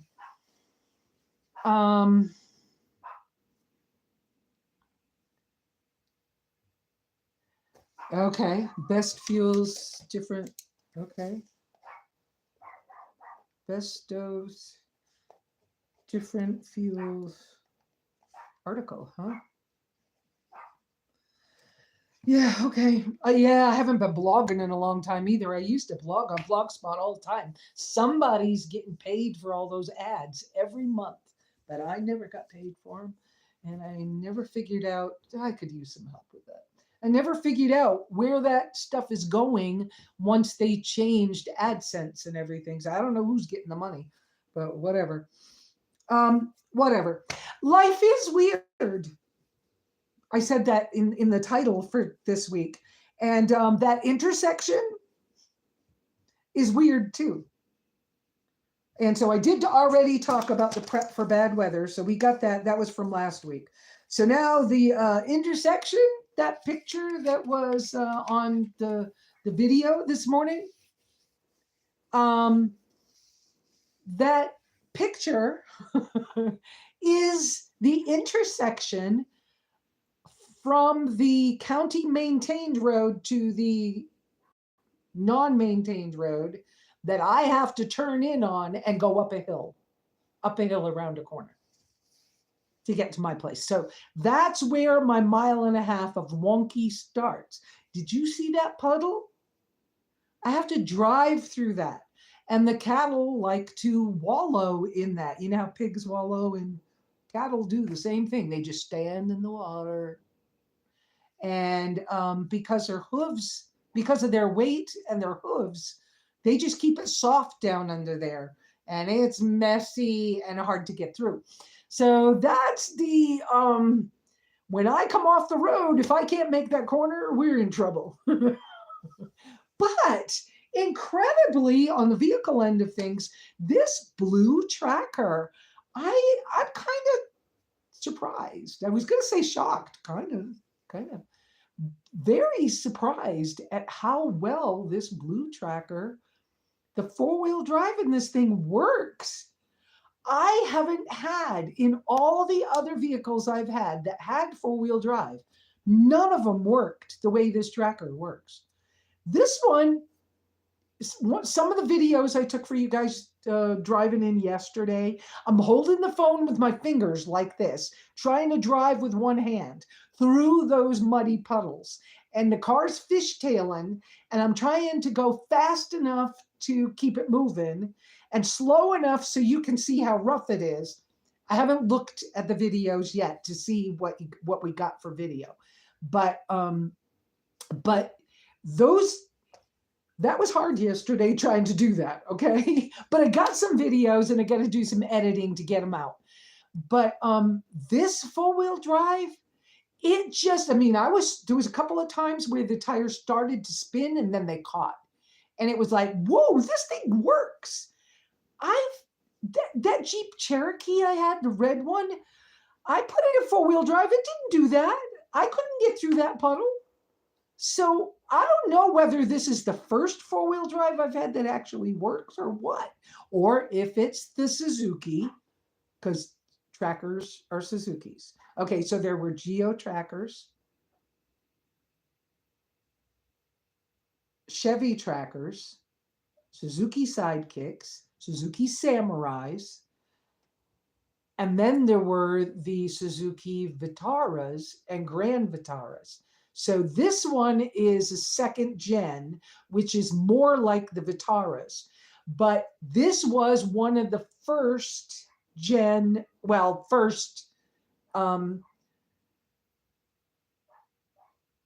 one of the first years they made this new body style of the Chevy Tracker. And it's a 6-cylinder, which when I first was looking at these, everybody said, be careful of. But evidently there's a difference in the 6-cylinder in the ZR2 model, which they only made like in the first couple of years. And I'm blessed. I got the power. And it has a button for extra power. And so Stan had told me one of the last times I was down in town, he said, the next time you got to put it in 4-wheel drive, try out that power button and see how it works. And I was like, well, how do I use it? We talked about it a little bit. And I tried it. And I was like, so when I went out and came in yesterday, the non-maintained part of the road, I used 4 low with the power button on. What a difference. It just works. And yeah, the tires do make a difference. I do know that. But these tires are not as good as the ones on my white tracker, but I'm just saying something about this. I don't know if it's the gearing, but it works. Yay, it works. That's all I can say. And so I'm so grateful to also be a member of the Zooks of Arizona. I have been slacking on writing out articles and things and sharing them out on their website as well. I also have not been able to attend any of their winter fun stuff down in the Superstition Mountains, which I would have loved to have done, but it just hasn't worked out. So, whatever. Um, but hopefully, I get some more shorts and videos done. I need to check on Wendy. I'm not hearing her right now. But hopefully I get to do those edits. Wendy, oh, I see you. Okay, okay, I see you. I have this habit, people. I go to the door and I do. Let me see you, and she'll come. Are you ready to come in? No, she's not ready to come in. She's doing a little extra hunting for me right now. She's a good rat hunter. That's a helpful thing, because even if she doesn't, I mean, I haven't seen her kill one yet, but even if she doesn't kill one, just her presence and the fact that she hunts keeps them more at a distance. Sonia's asking, does my candelier with the 3 put out good heat for a vehicle? Yes, ma'am, but gotta be careful of a number of things. Well, one, it's a flame, right? The nice thing about the 3 candle one is that those candles are long, similar to emergency candles, but they are made by the company, right? And I have not tried another brand in them. But the candles themselves, they have a spring underneath of them so that as they burn, they always stay in the same place. And the bottom of the candle keeps coming up until there's not enough to keep burning. And that makes a nice thing. Yeah, and I'm looking at her outside the window. That makes a nice consistent light, and it keeps the heat in the same place above that heat thing. Loki, I hadn't seen your name before. Welcome. How much of the candles? I don't quite understand. So that candelier, yes, it would put out enough heat for. I wish I had had it when I had Nantucket. It would have been good in there. Might not have been quite enough heat for everything, but because Nantucket was a regular sized van. It might almost be a little too much heat for the white tracker. I don't know, because I didn't try it in the white tracker. For the white tracker, I'd like to get one of the 1 candle. Maybe, Loki, maybe you were asking how much do the candles cost?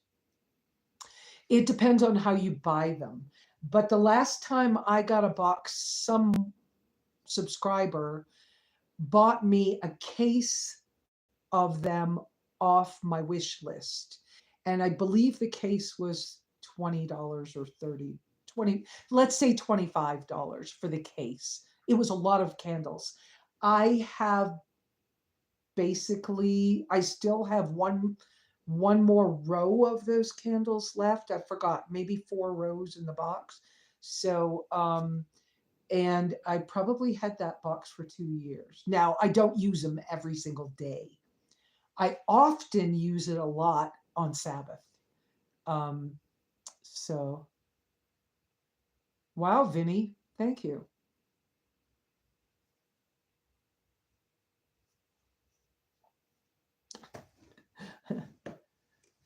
And Vinny, I'm very open with the fact that I'm 65. So, okay, fine.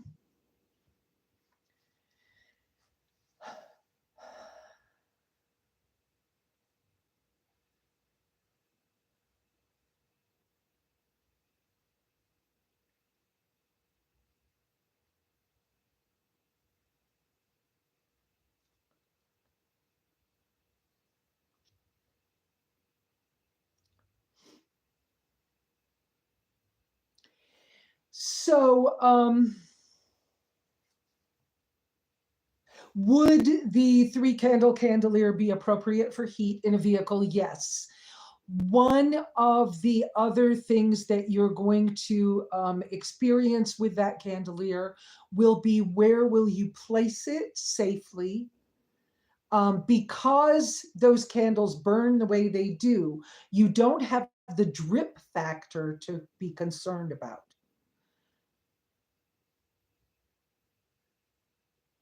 Okay, Vinny, one more comment like that and you're blocked. Because I don't need that negativity here. So I've allowed you to say what you wanted to up till now, but that's enough, please. And I'm not blocking you yet, but please. Maybe you're surprised at my age. I don't know why. I don't know how you found your way out here, but we don't need that. Thank you very much.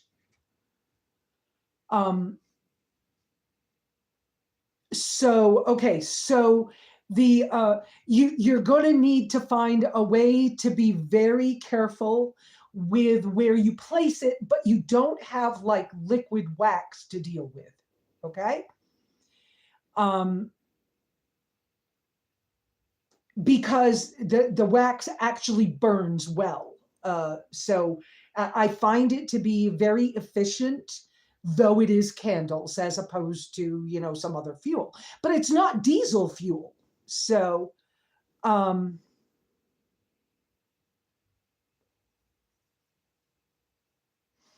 okay, would one of my moderators please take care of Vinny for me?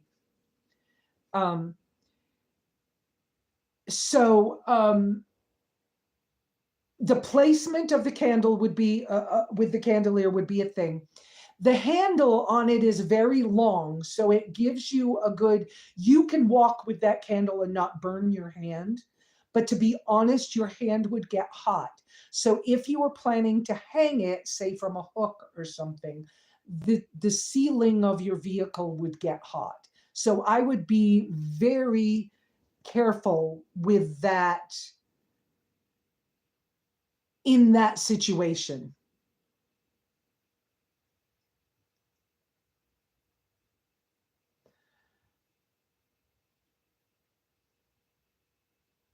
Um,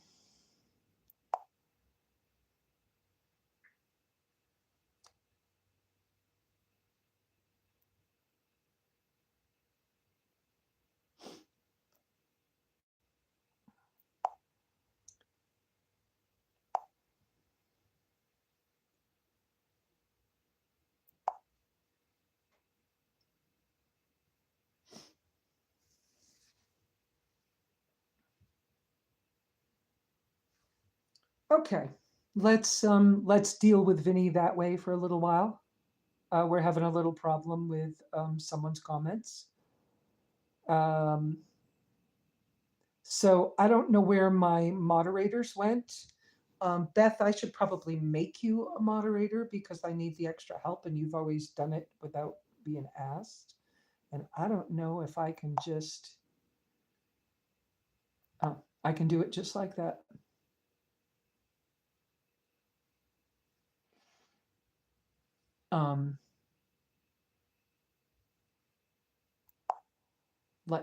Let's do that. Then you can help me out a little bit, Beth. Okay. Thank you so much. I appreciate you guys. And when you're reporting him, I don't know where that went because I didn't get any message from you all.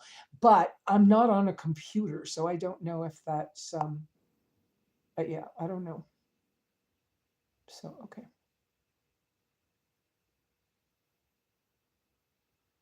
Right.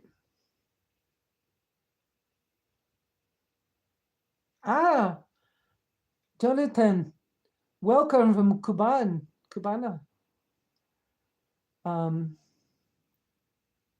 Abigail, I don't know you, so can I show you the candelier I'm talking about? Yes, I can.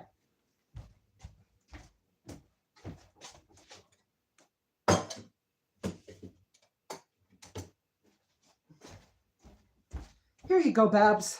This is it. And you can see how high up the handle is wait, whoops. So the handle is, let me, how far back do I need to be? There we go. The handle is this long. So if you were to hang it from something, it is quite a distance, but to be honest, I know that this gets warm. Oh, Wendy wants back in. Hold on, let me get the door. I have to tend to my fur child too. Okay, here you go. Come up here and dry your feet first. It's muddy out. Come up here first. Good girl. Dry your feet. Okay, so Miss Babs, I'm still holding it. Okay. Good girl. It's wet out there, huh? And muddy. Okay, good girl. So yes, this is the candle here. They're, I think they're about 30, I don't know, maybe about $40 right now. I think lanterns ought to be red. So I buy mine in red for some reason, okay? So this is it. This is the cook surface. And well, I showed you the Sierra mug fits on this lovely and does a lovely job. But all my little,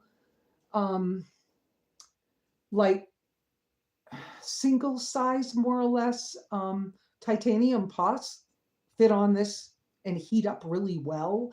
It doesn't heat fast, but it will boil. And so I would say consider that this is like medium low heat. The candles always stay at that level because of the way that there's a spring inside that metal part. And so this is how you open it. The bottom screws off and it comes out like this. And because it's a glass globe, that's why I've been hunting for the the carry case for it. So this is how the candles look in the thing, okay? And you can see right here, I'll get it as close as I can, that, can you see the spring inside? And then there's a little metal thing and the candle's on top of that. So as the candle burns, the spring pushes the candle up. So it always stays, the light always stays consistently up there. That's what's so cool about this. I love it. It works well. I don't want to spend money on true light glasses or something for my eyes, even at my age. I appreciate, like Dave Asprey, who I think he started the company True Light. He wears either the yellow or the red or the blue glasses, depending on what he's doing in the world, right? But I don't want to spend money on those things because I don't have it like that. And so I do candlelight at night before I go to bed. I try to stop using my phone. I'm not good about it being 3 hours, but I do candlelight at night. Now on Sabbath, I use this one more than I use the other ones. Just, there's another thing to consider if you're going to use this for heat, and that is that there will be light from this. So if you're using it for heat at night, the light could annoy you. So you might need to maneuver something for the light. So that's a way to do that. And let me, okay, Babs, let me think about that, Babs. But let me show you that I have the smallest one. This is the biggest one this company makes. And then I also own the smallest one. I know I'm away, whoops, you can't see my face right now. Okay, here we go. This is the smallest one they make. And sometimes you can't find this. Now, of course, you can't get much of anything on top of this to heat up. But I have put, do I have one out here? I have put one of these. Oh, good girl, you're playing. What a good girl you are. Is it Mama loves you? You have 2 big chewies. You do not need any more chewies. Goodness gracious, look how many you have in your bed. Y'all hearing me? We're visiting at the cabin. So, okay. So You could heat something, okay, but I don't know what you're going to heat. It's so small, right? But I have put one of these little espresso cups on top of there to keep something hot, and it will. Like, I mean, if you were a person who, like, for example, this one's not the most flat cup I've ever seen, right? I think the other one's a little more flat than that one is, but you'd have to be careful with it. But if you were a person who, like, ate artichokes or what is it, crab legs and stuff that you dip in butter, you could keep your butter hot. I don't know. I'm just saying. But it's not very practical for anything for cooking. This is the one I used when it was super cold in, again, the bottom just screws off. But this one takes a tea light candle. And I love it. I can just, because the tea light will go out on its own in a in a few hours. I used this one in the white tracker to try to have it a little bit warmer. It helped, but it wasn't enough. So they make another one that takes one candle that's taller and uses the other kind of candle. And I want to get that for in the white tracker. It's a whole thing, but you know, you can look up some people used to use these more, but I like this one just for the ambiance. I just love this one. So I use this almost every night. So, okay. So Vinny said he was sorry. Just Babs said she'd help too. We will do that. There you go. Just Babs. So now we got a couple extra monitors. Because I think some of my other monitors stopped coming out.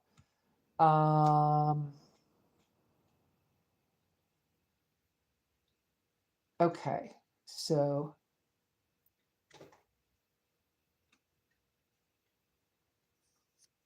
they do come. Okay, so Loki was asking about these coming in other colors. Yes, they do. In fact, the original one candle one originally came in brass. And if I could afford it, I'd get one just because it's kind of old school and I love it. But I don't need it, okay, in brass. And you can still get them on Amazon. So, yes, they came in brass. I've seen them in black, gunmetal gray, green, like a army green, blue, yellow, red, and either aluminum or stainless steel. I can't remember if it's aluminum or stainless steel, but I've seen them in all those colors. So yeah, you can get them in colors. And sometimes you can't find this one. This one costs about $17-ish. Sometimes it's called men's, I don't know why, candle lantern or something. I don't know, but yeah. These particular candles, so these tea light candles I buy at anywhere I want to buy them, and I don't buy scented. The other tall candles for the other candelier, I buy the plain paraffin wax ones. I know I'm not allergic. They don't have any scent, but they also sell beeswax candles, which burn longer and a little bit hotter. And they also sell citronella in case you're in a situation where you want the bug protection. And that's the answer I got on that.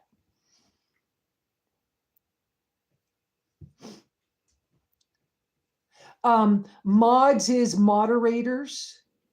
Bernie was asking who are mods? What is mods? Mods are the moderators who are supposed to be helping me, but I just remembered who my moderators were. I just added a couple new people, but but I wasn't having very much success there. And I forgot, Tiny is one of the mods, but he might have had to leave. And I think the other mods aren't even out here right now. So I'd forgotten that I didn't really have any. So there we go. There you go. Thank you, Beth, for helping out with that.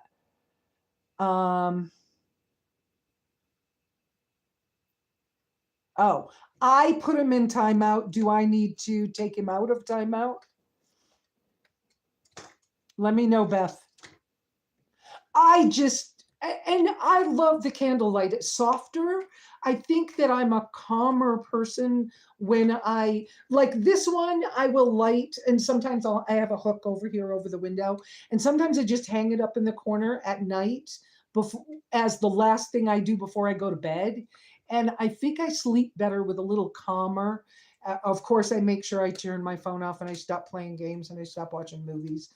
And then as I'm falling asleep, the candlelight being the last thing my eyes are seeing before dark, I think it does help my health. And I'm interested in being a healthy, active, beautiful in more ways than one beautiful, uh, lovely in character older person as I age and go on to not be here anymore. And so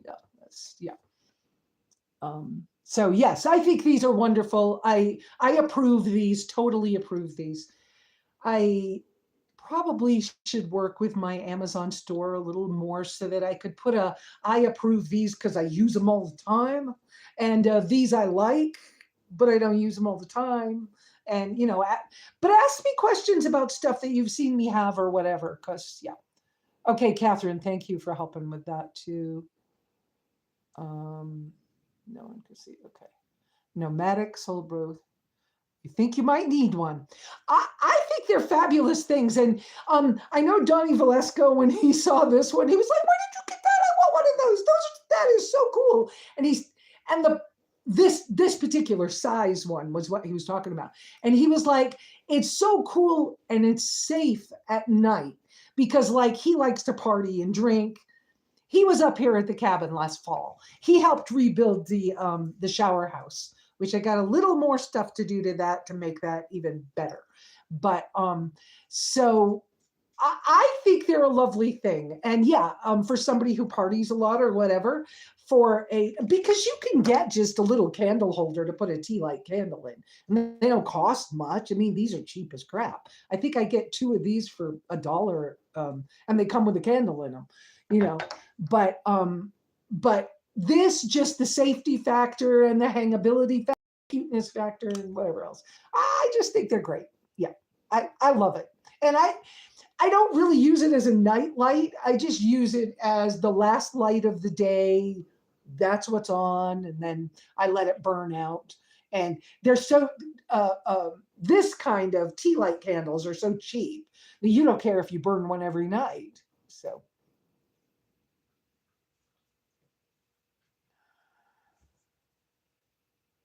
yeah, I have a thing about lanterns.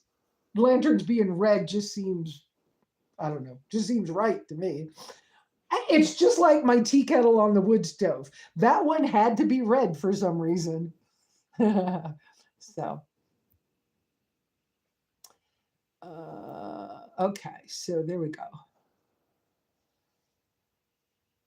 Natural flames are natural, exactly. And I think that being in nature, some of this is opinion, but in my life, I've spent a lot of freaking years trying to be a healthier person and trying to do it all on my own and to do it as naturally as I could come up with.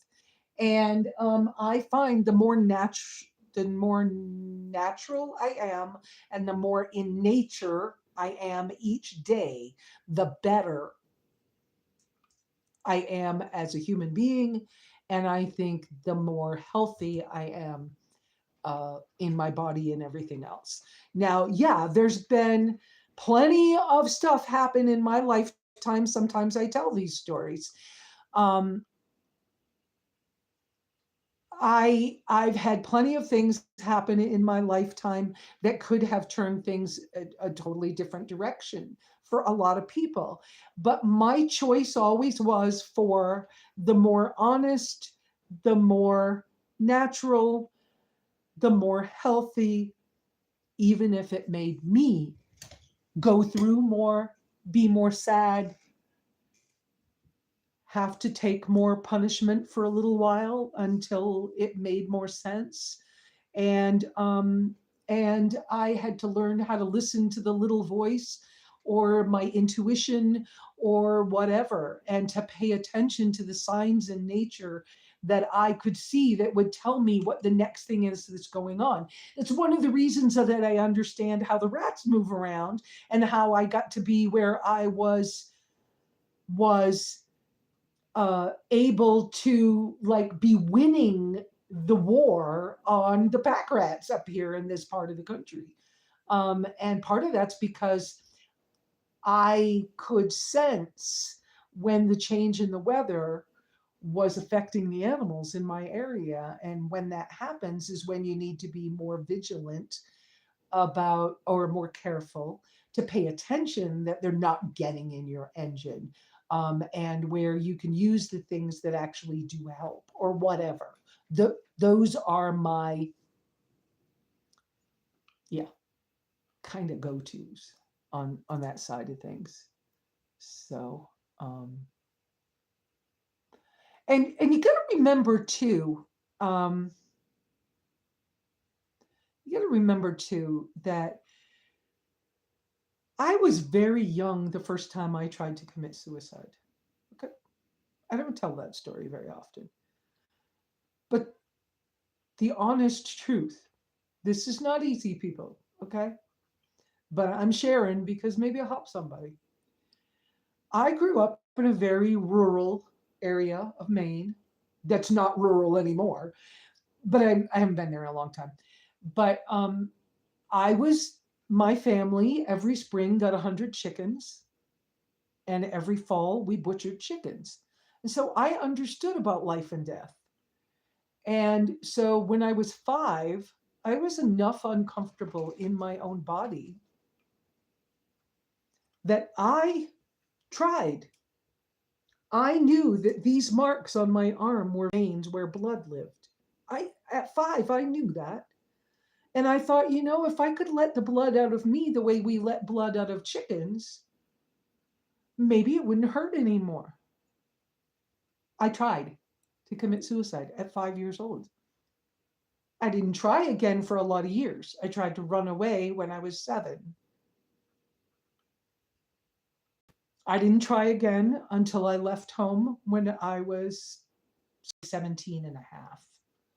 The summer I graduated from high school, when I was graduated from high school, I think I was 17 when I graduated, if I have that right. And I tried 3 times that summer. And the first time was weird. The second time I was like, oh, crap. I walked away from the second time with, I'm too stupid to even kill myself. What am I going to, And then the third time, there was an event that I can only call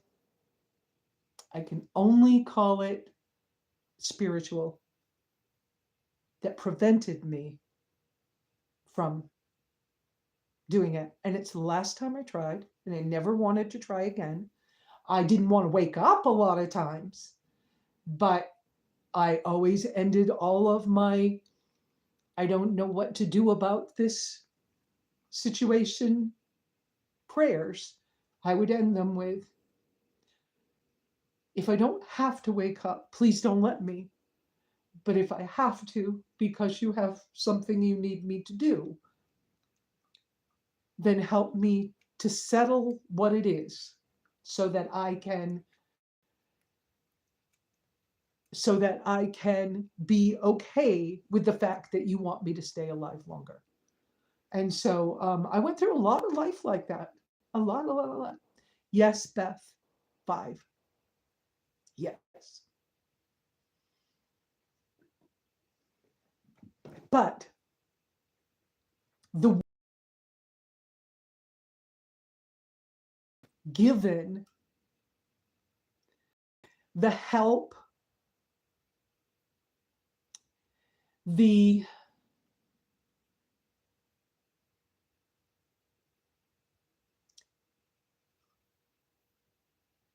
the ability to carry on. It hasn't been easy, but I've been blessed in incredible ways because over the years, I've just learned to let it be okay that this is what God wants me still here. So here I am. And so I'm probably not leaving until I'm 125. Wow. But so I may as well try to have a good life. I may as well practice the things that I wanted, that I didn't feel like I had. So if I don't know, if I don't have the hug in my life, why not learn how to be a hugger and give the hug to the next person? If I want the love, I want the mom, I want the, yeah, I don't know, the whatever it is, let me learn how to give that so that maybe I'll recognize it when it does show up. And maybe I can be grateful for the whatever that's around. And maybe I can be grateful for the spiritual things that happen that just seem like off the wall, but I can't put the spiritual things that have happened to me over my years, I can't put those in crazy mode because there's no crazy in them. There's logic in them.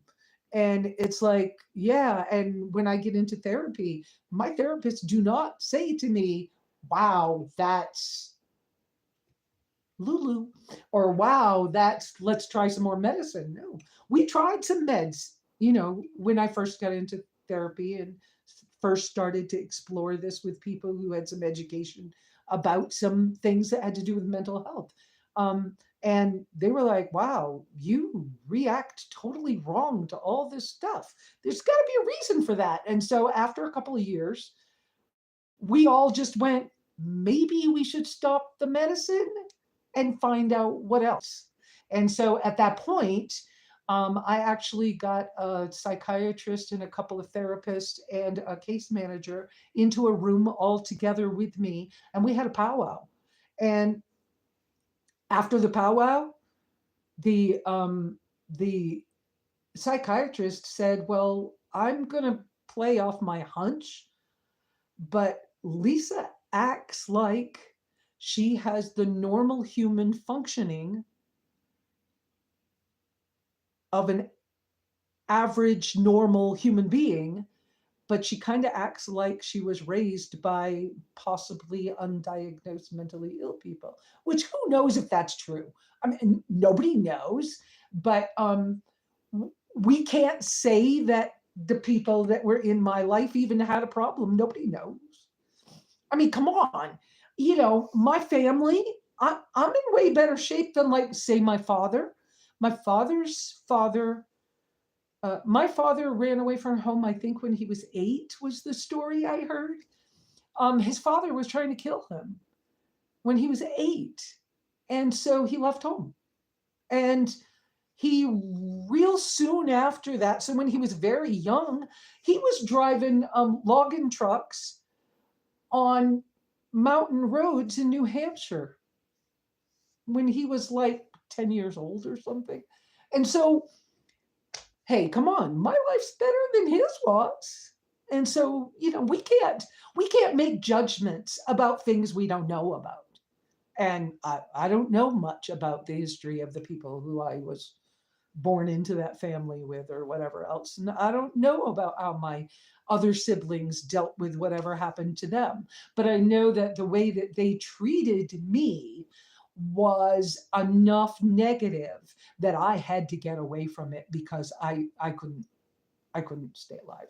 And I had to get away from the first people that I thought were supposed to love me. And, I thought I was supposed to get married and be in relationships. And I had to get out of them. It's just the way it was. So and so being around nature and candlelight is one of those things. I don't know if I can bring this back to something else, but yeah. Okay. So, so we lost some people in the last few minutes. I don't know if we lost those people because I let on the some of my real truth, but whatever. Oh, in 2018. Thank you very much. Um, so, okay. So we got through quite a lot of stuff. It's been over 2 hours. But yeah, Yuko candeliers, I love them. I'm not saying they're the only brand or the only whatever, but I just happen to like these, and so I recommend these. Yeah, and I recommend that 3 candle one. Even this, it did help dry the air when I was stuck in. Where was I stuck in? New Mexico. Um,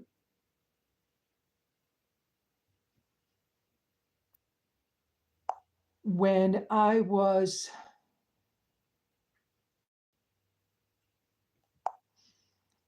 stuck in New Mexico last fall, I used this one hoping that it would keep my little white tracker warmer. It did help dry up the condensation in the air, but it wasn't enough to be really warm. It helped, but it wasn't really enough. So, okay. So, do we have any more questions?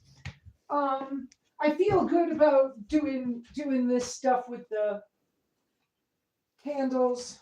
Um, there we go.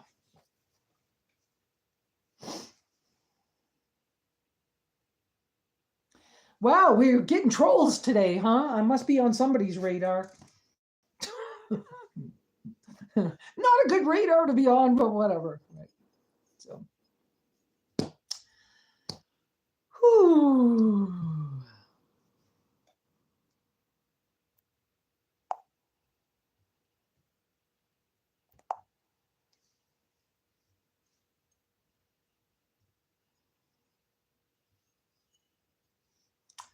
So,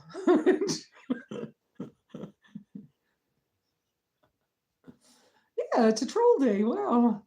So, a lot of times I pull my braid over here because, yes, when my hair is braided, when my hair is all the way down, it is just so in the way. But a lot of times I pull my braid over so that you know I'm a woman, not a man. Yeah, it probably is the weather. They're probably just sitting around with nothing to do, right? So,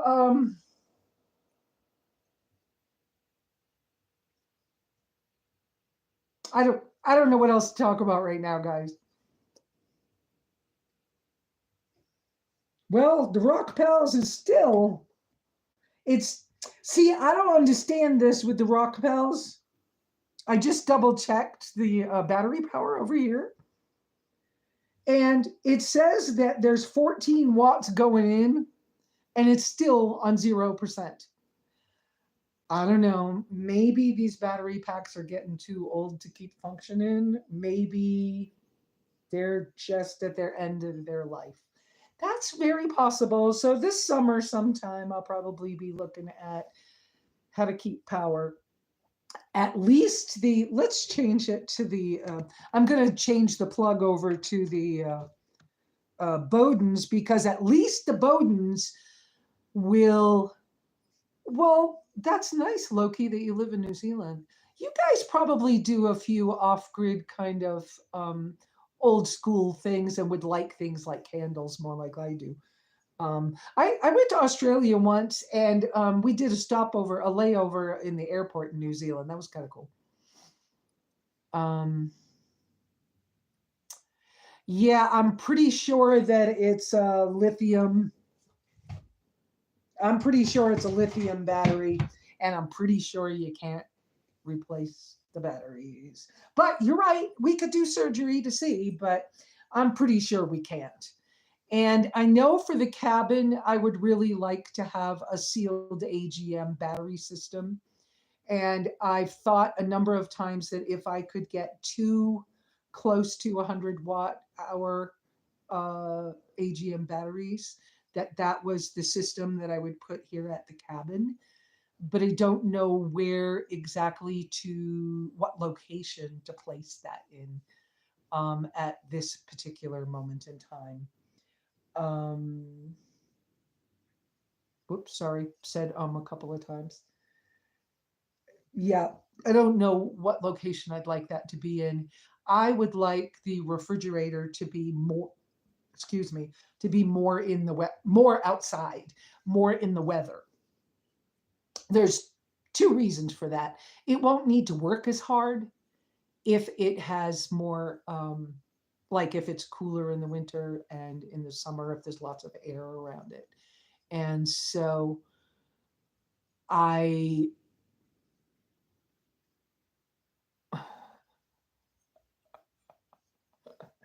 um, and so yeah, the goal was for it for the refrigerator to be in the vehicle all the time. It was never intended for the refrigerator to be in the cabin. Uh, I don't really care about the refrigerator being in the cabin, but I would like to have enough power available to charge rechargeable things, and like to keep my drill batteries and things like that running. So actually, if it was in the storage portion of my um, outdoor space, it would probably be the better location for it. And then just to have my small battery things that I use for my phone that I could move back and forth. Because, like, for right now, I have one 100-watt portable panel over on the greenhouse roof. And on that greenhouse roof, that one today has got a light plugged into it right now, plugged straight into it. It has its own charge controller attached to it with a couple of USB ports. And so I have a couple of rechargeable lights that are just charging on it right now, not on a battery pack. And so sometimes I use it that way. So, hey, Jeremy, if you don't know me by now, you will never, never, never know me. Yep. Yep. Can I show you which thing, Loki? The battery pack on the greenhouse? I mean, the solar panel on the greenhouse? I don't think I can because I'm afraid I'll lose the cell phone signal walking over there. I could try to, like, maybe create a short video that could go out. The battery pack itself? Yeah, the battery packs, yeah. That I can show you. Here you go. This is the Bowden's. Okay, the handle broke off. That's the company name. This one's about 5 years old. It's only 100 and... Oh, crap, I just spilled a drink. Okay, we'll clean that up in a minute. I think it's only 165 watts or something, but oh, does it even say? It says. Wait a minute. It says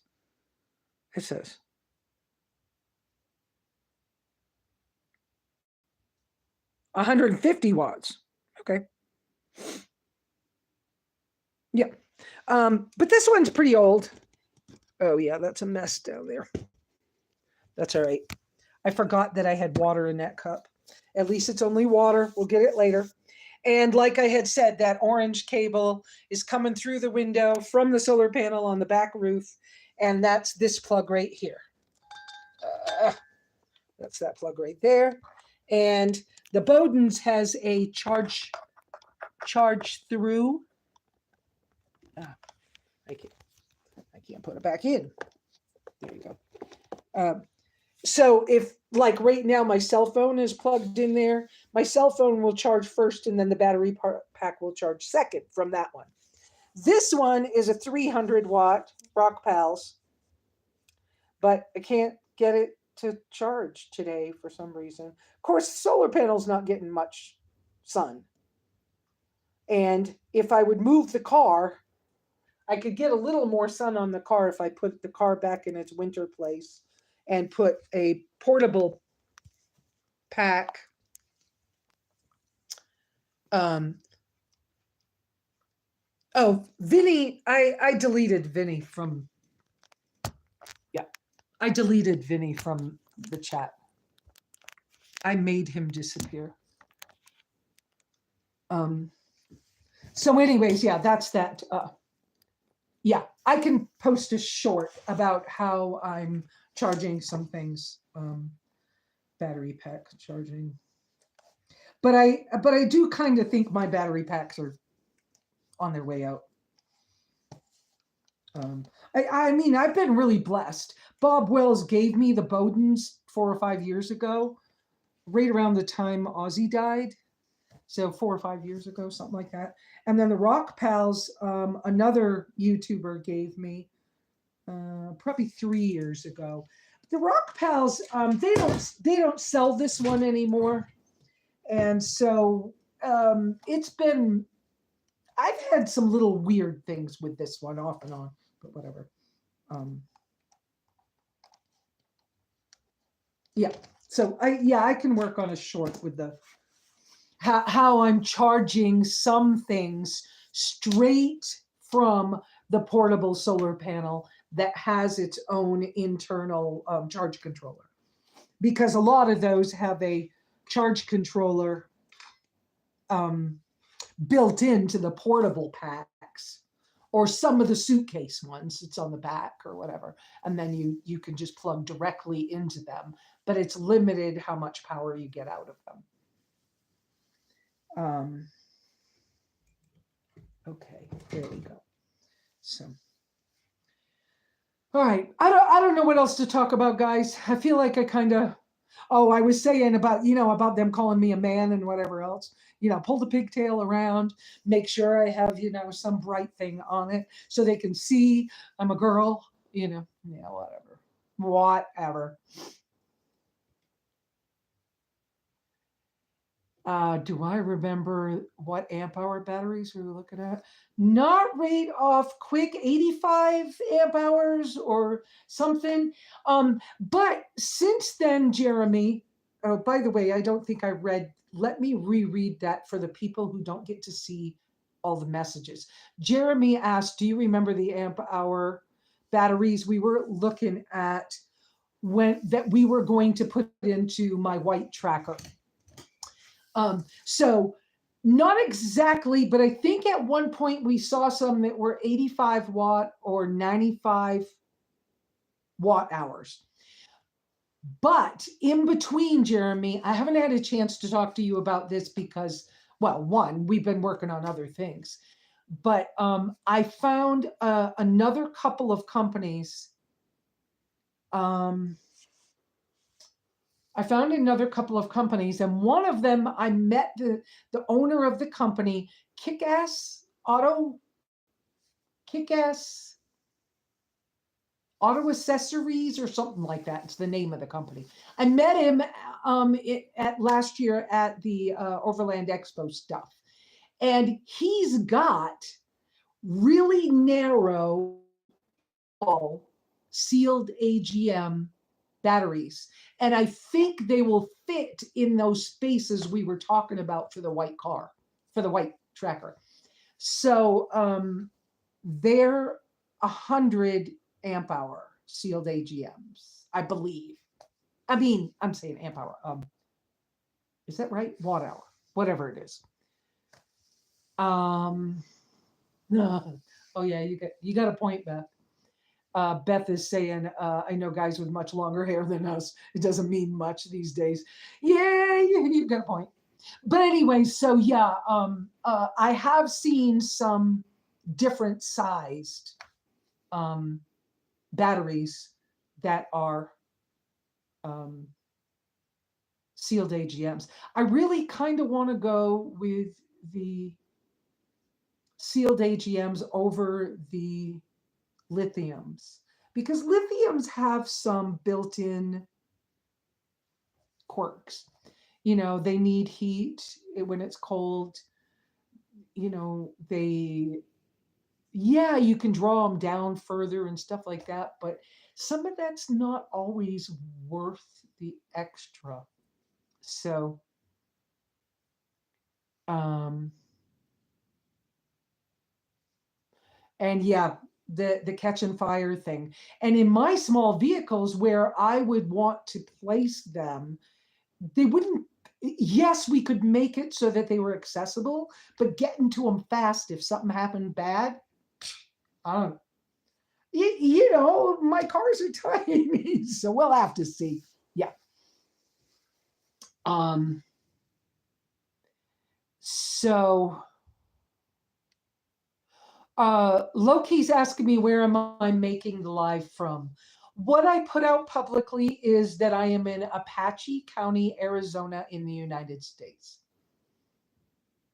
I am at 6,500 feet elevation, and I get 4 seasons here. They're not long seasons, but I do get 4 seasons.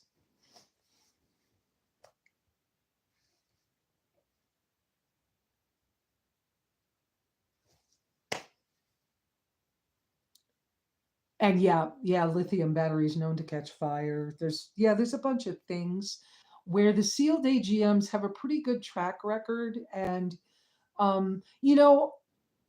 years ago when I lived in Costa Rica in between 2005 and 2012, um, I knew many, many people who had solar systems that they created in the 60s with a car battery, a regular old fashioned, you have to check the water every once in a while and maintained car batteries. And I knew a guy who was running a whole island off one car battery. And he didn't need that much. So I just don't think that we need as much as we tell ourselves we do, or as much as society tells us we need to have this and you can't have without that. And geez, even here at the cabin, I do the same things very similarly to the way I do when I'm in my vehicles. And most of you have seen the videos of at least the video tours of my white tracker that were done on suvrving.com or YouTube channel. And some of you have seen my vehicle interviews with Bob Wells years ago, or other interviews I've done. So you've seen how I do things. And I have gallon water jugs that I have a big water tank, but it's not piped to anything right now. And I don't really want it piped inside this cabin, because I want to be able to keep the rodents at bay for one, and the bugs and whatever else. And so why do that? There's what I have a hand pump that I used to have on a vintage trailer sink, and it will probably get put back into use again. But most of the time, when under normal circumstances, I would be here during the best weather.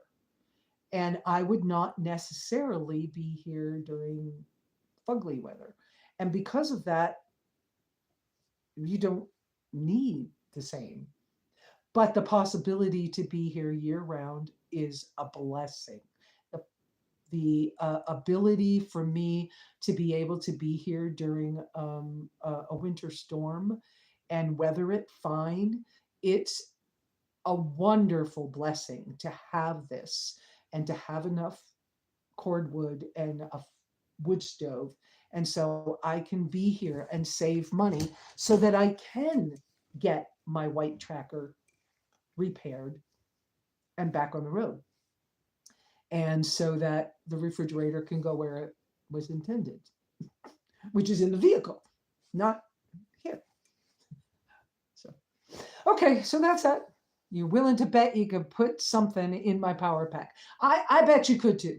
I bet you're capable. Jeremy's saying that he thinks he could, put something in the battery pack. You probably could. Absolutely, probably could. I'm not giving up on the idea that uh oh, okay, let me read this out loud for people who don't see all these comments. Jeremy also said, I like to run 6-volt batteries for RV trailers and so on. Yes, a lot of people really like to do that, and they run them. Now, I don't know whether I'm saying it right. It's either in series or in parallel, and I don't know which one, in order to make 12-volt power out of them. Um, it's a great system. They work. I don't have all that electric skill, and I don't have the need for a lot.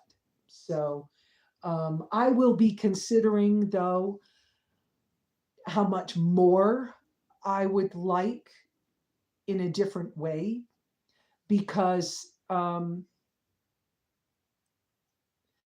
I might choose to try to have an electric powered water heater, tankless water heater that's small. And I would need quite a lot of power to make that work, but I would only use it like in the winter or if it was really cold out. Because a lot of the months here, I would be able to run a solar one, like a hose on the roof of the shower. And I might also like to be able to run some little electric cooking appliance if I were, say, to get to where it was challenging for me to do some things, or I don't know, or I was just being lazy. I don't know. So I might want to put a little extra power here. Oh, I know what the big thing would be is if I could afford to run, if I could afford Starlink to be able to afford to run Starlink. Uh, yeah, that would, I would need more power for that. And so for that reason, I would need to set something up. Anyways, we'll figure that out over time. That's not the project today. Soon the project will be to go start the wood stove back up because it's 61. I'm starting to get chilly.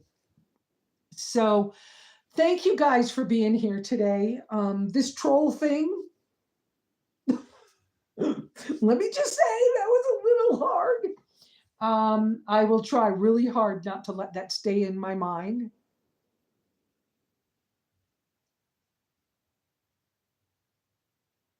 Yes, and Jeremy, I may need to start with a whole new system, because I have gathered up old panels that I knew nobody would want to steal, and I'm okay with that. But if I want to add enough power to run some bigger things, I might have to adjust my thoughts and maybe make a run down to Santan and get 2 or 3 larger panels. I just I haven't spent enough time messing with it because I didn't need it. And for my everyday phone needs, I really wanted to just go with a small anchor system. And actually, there on my wish list, there's an anchor battery pack that would replace my Bodens that it's been on my wish list for a while, but it's just under $100. But the thing is only like it's tiny, and they'll allow you to take it on an airplane. And so I thought, not knowing what I was going to do with my life and my moving around, I thought it would be nice to have that anchor. I've been hunting for another anchor battery pack for a long time. I've been really wanting to do anchor because they're a good brand, and they're well known, and I've used them before. They're great battery packs, and I don't want their big one. If I need a big battery pack, the big thing should be here at the cabin and doesn't really need to be that mobile. What needs to be mobile is enough to run the fridge in the car. But really, this fridge was planned for the white car. I need to rethink some of this stuff. Some of this stuff hasn't worked so well for me lately. And I really like the old school low tech, and I'm experimenting with my animal based diet needs to see what can work differently for me. So when I went to resupply this time, I had tried mackerel again maybe a month ago, and I was okay. That was when I stopped calling it lion diet and started calling it carnivore diet again, because I knew that once I started adding fish, it's not lion the same. So when I went, I'll reach for something. Um, let's pull this box closer. This box. I like this company's ammo cans, the ammo crates. They work good.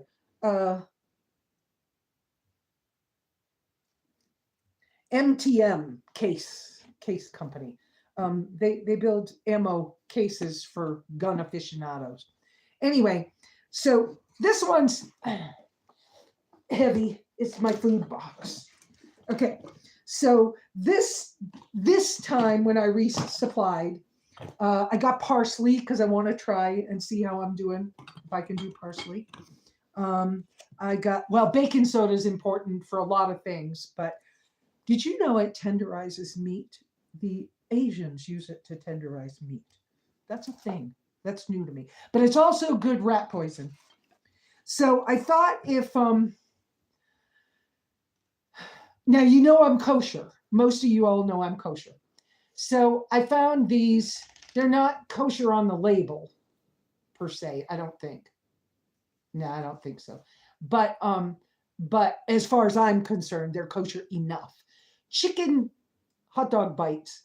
I figured if I really got wanting something processed, or if I got really hard up, or if Wendy wasn't eating her food good, and they were $1 a can. And I was like, so I got 2 cans of those just for emergency food. It was like, let's just, emergency food, whatever. And because I needed to make sure there was something here that technically I could eat. And so I also found this chunk chicken breast. It was again $2 or $3 a can. I think it was $3 a can. And right beside it, they had the 2-pack cans. The 2-pack cans were almost $1 more than buying 2 separate cans. And the ingredients in this were really nothing. Cooked white chicken meat and water, less than 2% modified food starch and salt. And I was like, okay, that's safe enough that can be emergency food. So I have 2 of those. And if I was willing to try, and I might experiment with it while, when I get down to eating that, I might experiment with it, adding eggs to it, and to see if I could make, isn't it like a pizza crust thing they're doing with the chicken and egg? But there's no cheese that I can have that I can get my hands on right now. Well, except for the goat's milk cheese that I found at my local Bashas' for $3.99, the little tubes. And I bought 3 of them and stuck them in the fridge. Well, they won't really go bad. They would continue to sour a little bit, but they wouldn't really go bad. And then I found, of course, like I said, kosher, but non-religious kosher. Beef summer sausages. These were $5 a piece. And one is 6 ounces, not a pound. Okay. But I would figure only eating 1 in a day, right? I mean, if that's all I had to eat. So I bought 5 of these, but I could cook with those. So, and I bought carrots this time to try as well. Okay. And then I bought 4 cans of mackerel and it's mackerel in brine, and these were $2 a can, I think. Mackerel, water, and salt. And since I can do that, and I can do white rice, doesn't make me sick now. So I hope to be buying a lot more of this, but I want to see how I can process it. But it's kind of emergency food.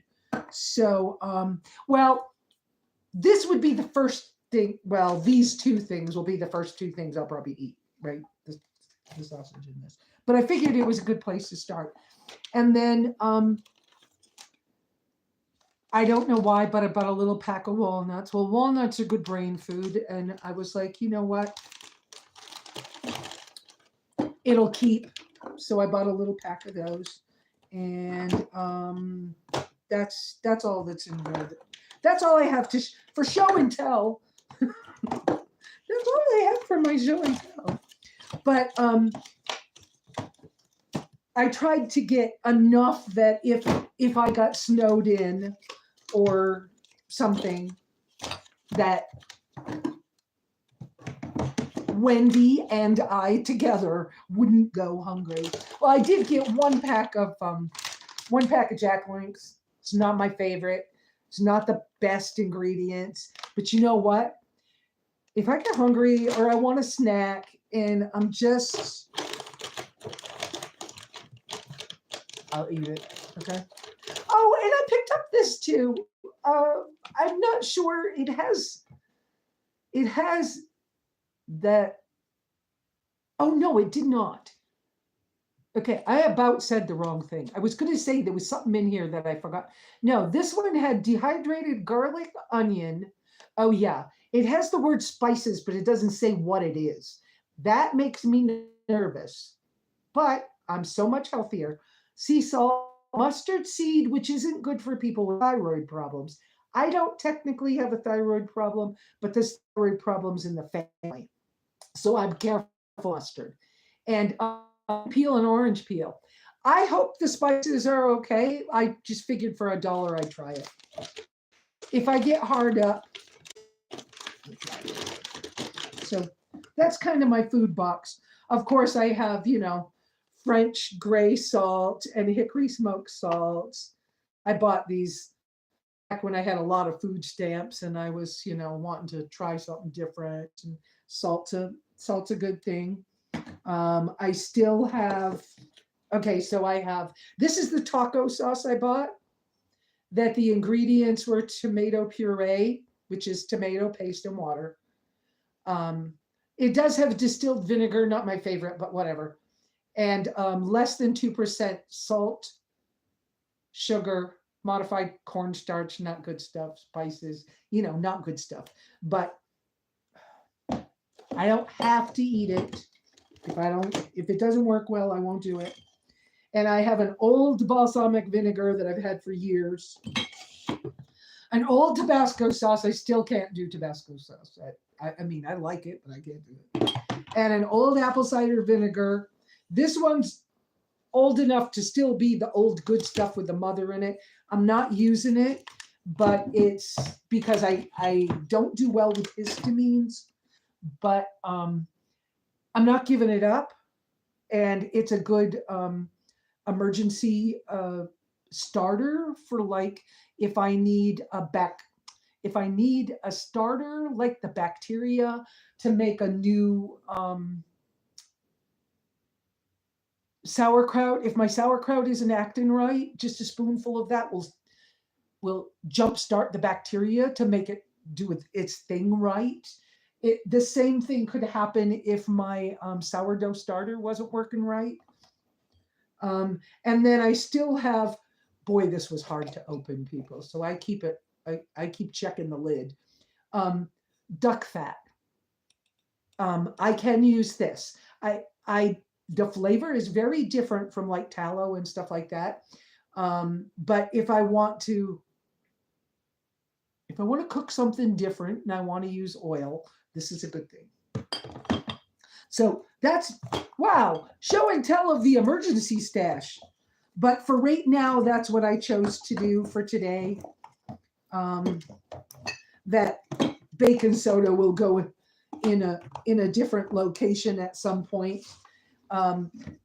Because I brush my teeth with baking soda too. So that's my emergency food stash for right now.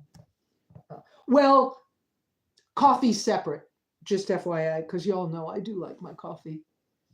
Oh, and inside the cooler over here is where I had the coconut powder. I have some more.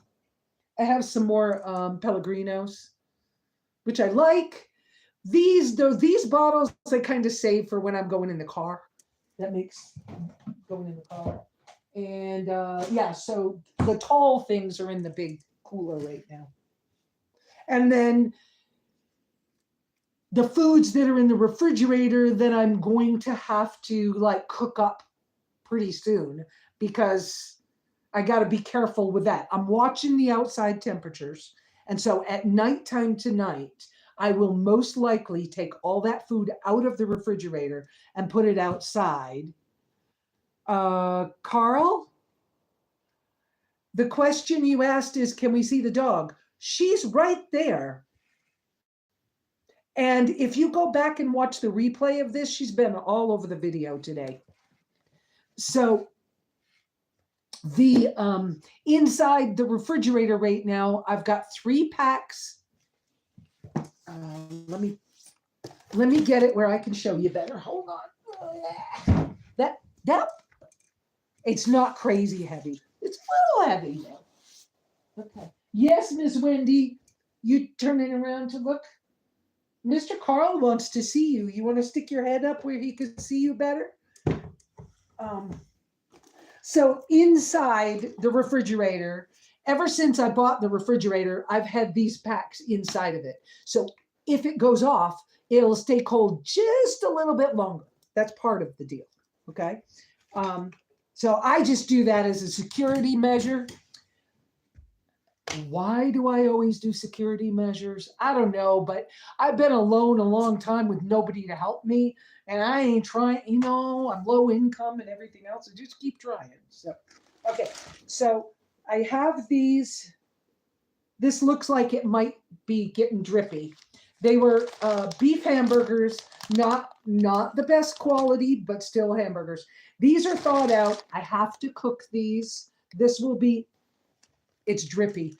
That will be lunch and dinner or something. But I need to use those up. So those will get used up. And I bought 3 of these goat cheeses. I am okay with these goat cheeses. When I traveled in Costa Rica, I did eat this. It was not part of Lion diet. I don't have a paper towel close. I'm sorry, I'm all over the place right this second, but look, this refrigerator shut off during the night, and I don't know how long it's going to stay cold. So, it's going to end up needing to be washed. I have a pack of, this was frozen yesterday.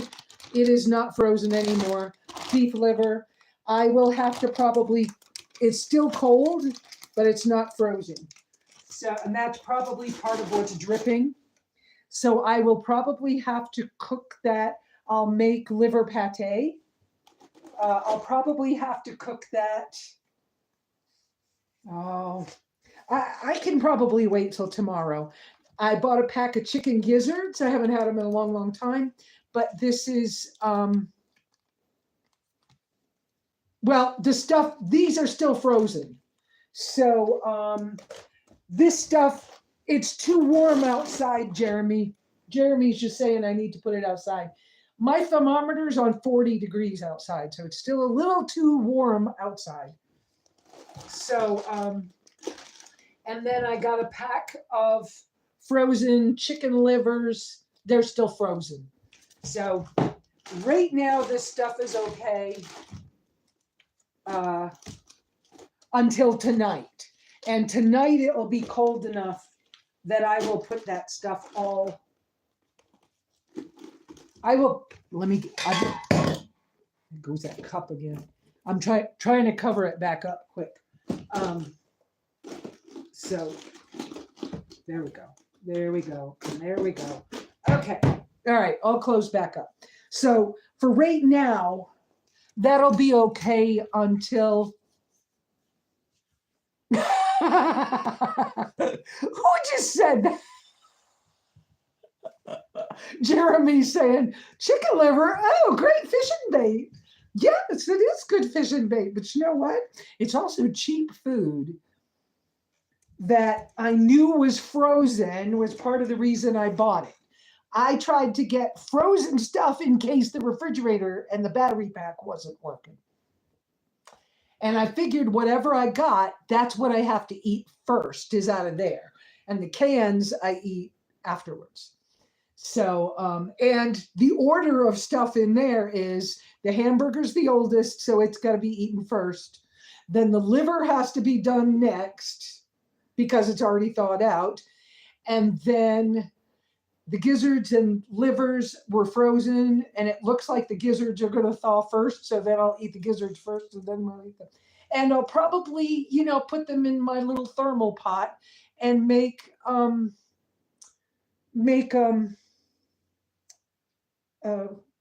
put some rice in with them. Like the chicken livers, we'll make like a dirty rice. And of course, feeling so good on the carnivore,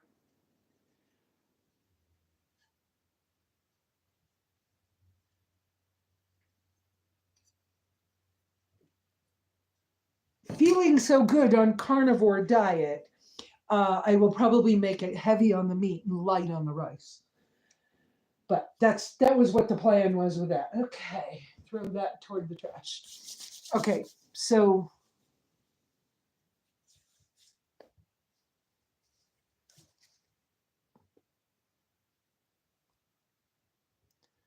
okay, let's go back. I gotta go back up because can we see the dog? Okay, I showed you the dog. I think I saw all of that up there. Okay. Okay. And then can we see the dog? We saw the dog. Okay, then. Hi. As soon as you get off the live, you need to go put that outside, cool it down. Yeah, right now we're good. Tonight it'll go outside, and I'll just have to start transferring it and being careful. And I'll cook it ahead of time. Once things are cooked, like once I make liver pate and stuff like that, it's good for 5 days. And once I start using my thermal pot, then it's, you heat it up in the morning, and then it stays hot all day, and then tomorrow morning you reboil it, and it'll stay good for a number of days that way. So how do you make liver pate? Okay. Well, chicken liver pate, I do shallots and chicken livers and spices, and I used to use curry. But I'm afraid of curry right now. And so I'm not ready to try too many spices yet. So, and I shouldn't say I'm afraid of it, but, respectful of where I've been with my body, I'm not doing curry yet. So, so right now, but my recipe for chicken liver pate is livers, shallots, which is a kind of an oniony thing. It's really easily digestible. So chicken livers, shallots, curry, salt, and parsley if you want it. And that's all. It's a very simple, very good. You just the thing is to cook it well. Not I use a little bit of water. Some people use butter, but for years I didn't use butter because I was allergic to it. I could use ghee. I probably won't this time because I'll save my ghee for other things. But put what you hearing? Oh, that might be Uncle Brent down the road. I heard a truck. Mm-hmm. They're not coming this way though. Anyways, and then but the key is to get them soft enough when you cook them with not much liquid in them, so you can smash them and mush them. That's the thing. It's the texture part of it. You can use a blender. You can use things like that. I don't mind mine being chunky. I like rustic foods. And so I like my food to have the texture in it. So I don't mind just using a fork and mashing it. And mine will be a little rougher than some people like. Now, some people just want it to be like they would buy it in the store, and it's got to be machine perfect. And if it's machine perfect, well, get yourself a blender or a food processor, or even one of those little ones from one of the dollar stores. They work. You could do it. It would be a good um what's the word? A good thing. Uh, Texture. You can get a good texture even out of that. So that's the basic. Now the beef liver pate, I've had it. I haven't made it yet. So I don't have my own recipe for that, but I was planning on doing the same thing I do with chicken livers, and I'm leaving the curry out. So I don't know the flavorings for a beef pate, but I'm still planning to do the same old thing and I bought shallots. I'm not growing them right now. I did grow them here, but I don't have any right now. If I didn't have shallots, I would use chives. But I don't have any parsley growing right now. I used to. You kind of get the drift.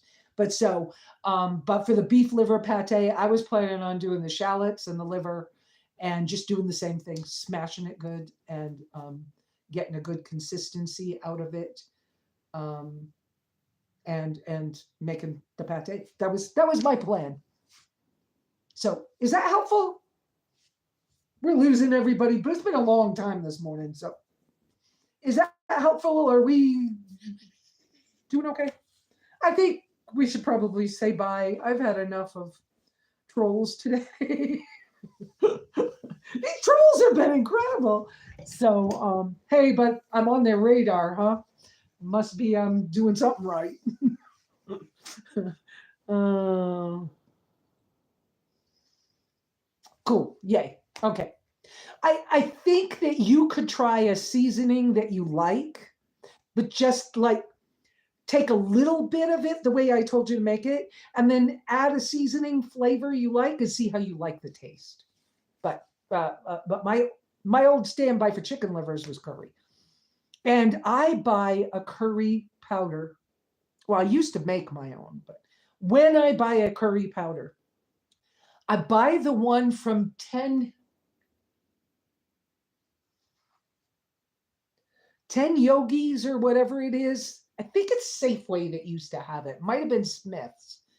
Um, Theirs doesn't have any ginger in it. They believe that ginger and ginger and garlic are medicines, not spice. I think that's the one.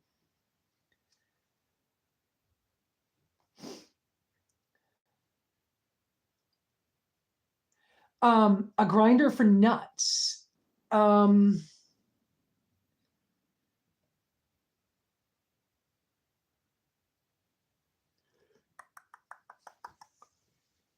did you mean acorns? Wow. Um, Acorns have a process. You don't need a hard grinder for acorns. Actually, if you're trying to do it on a budget, a good grinder for any kind of nuts on a budget, especially if you think you're going to do any other kinds of foods, is to get one of the magic bullets. And right now, Walmart and Amazon have two different low end, low wattage magic bullets. One of them is a mini, and the other one is, I don't know, but for an individual person. And so I think it's the mini that comes with one drink cup size thing and then one small cup. And the other one comes with 3 or 4 cups. But they're both closer to $25. And they'll even grind coffee. So that's a pretty good deal. Now, I have something in my shopping list, my private list on Amazon that is a coffee and spice and nut grinder. It is USB rechargeable or manual. I've been hanging on to that little thing for a long time. I'd really like to have that because if you lost power, you can do it by hand. And so, yeah, so I like the looks of that one. But kind of, I mean, if you can do old school and you want old school and you have the space for it, you know, a good old meat grinder with 2 or 3 of the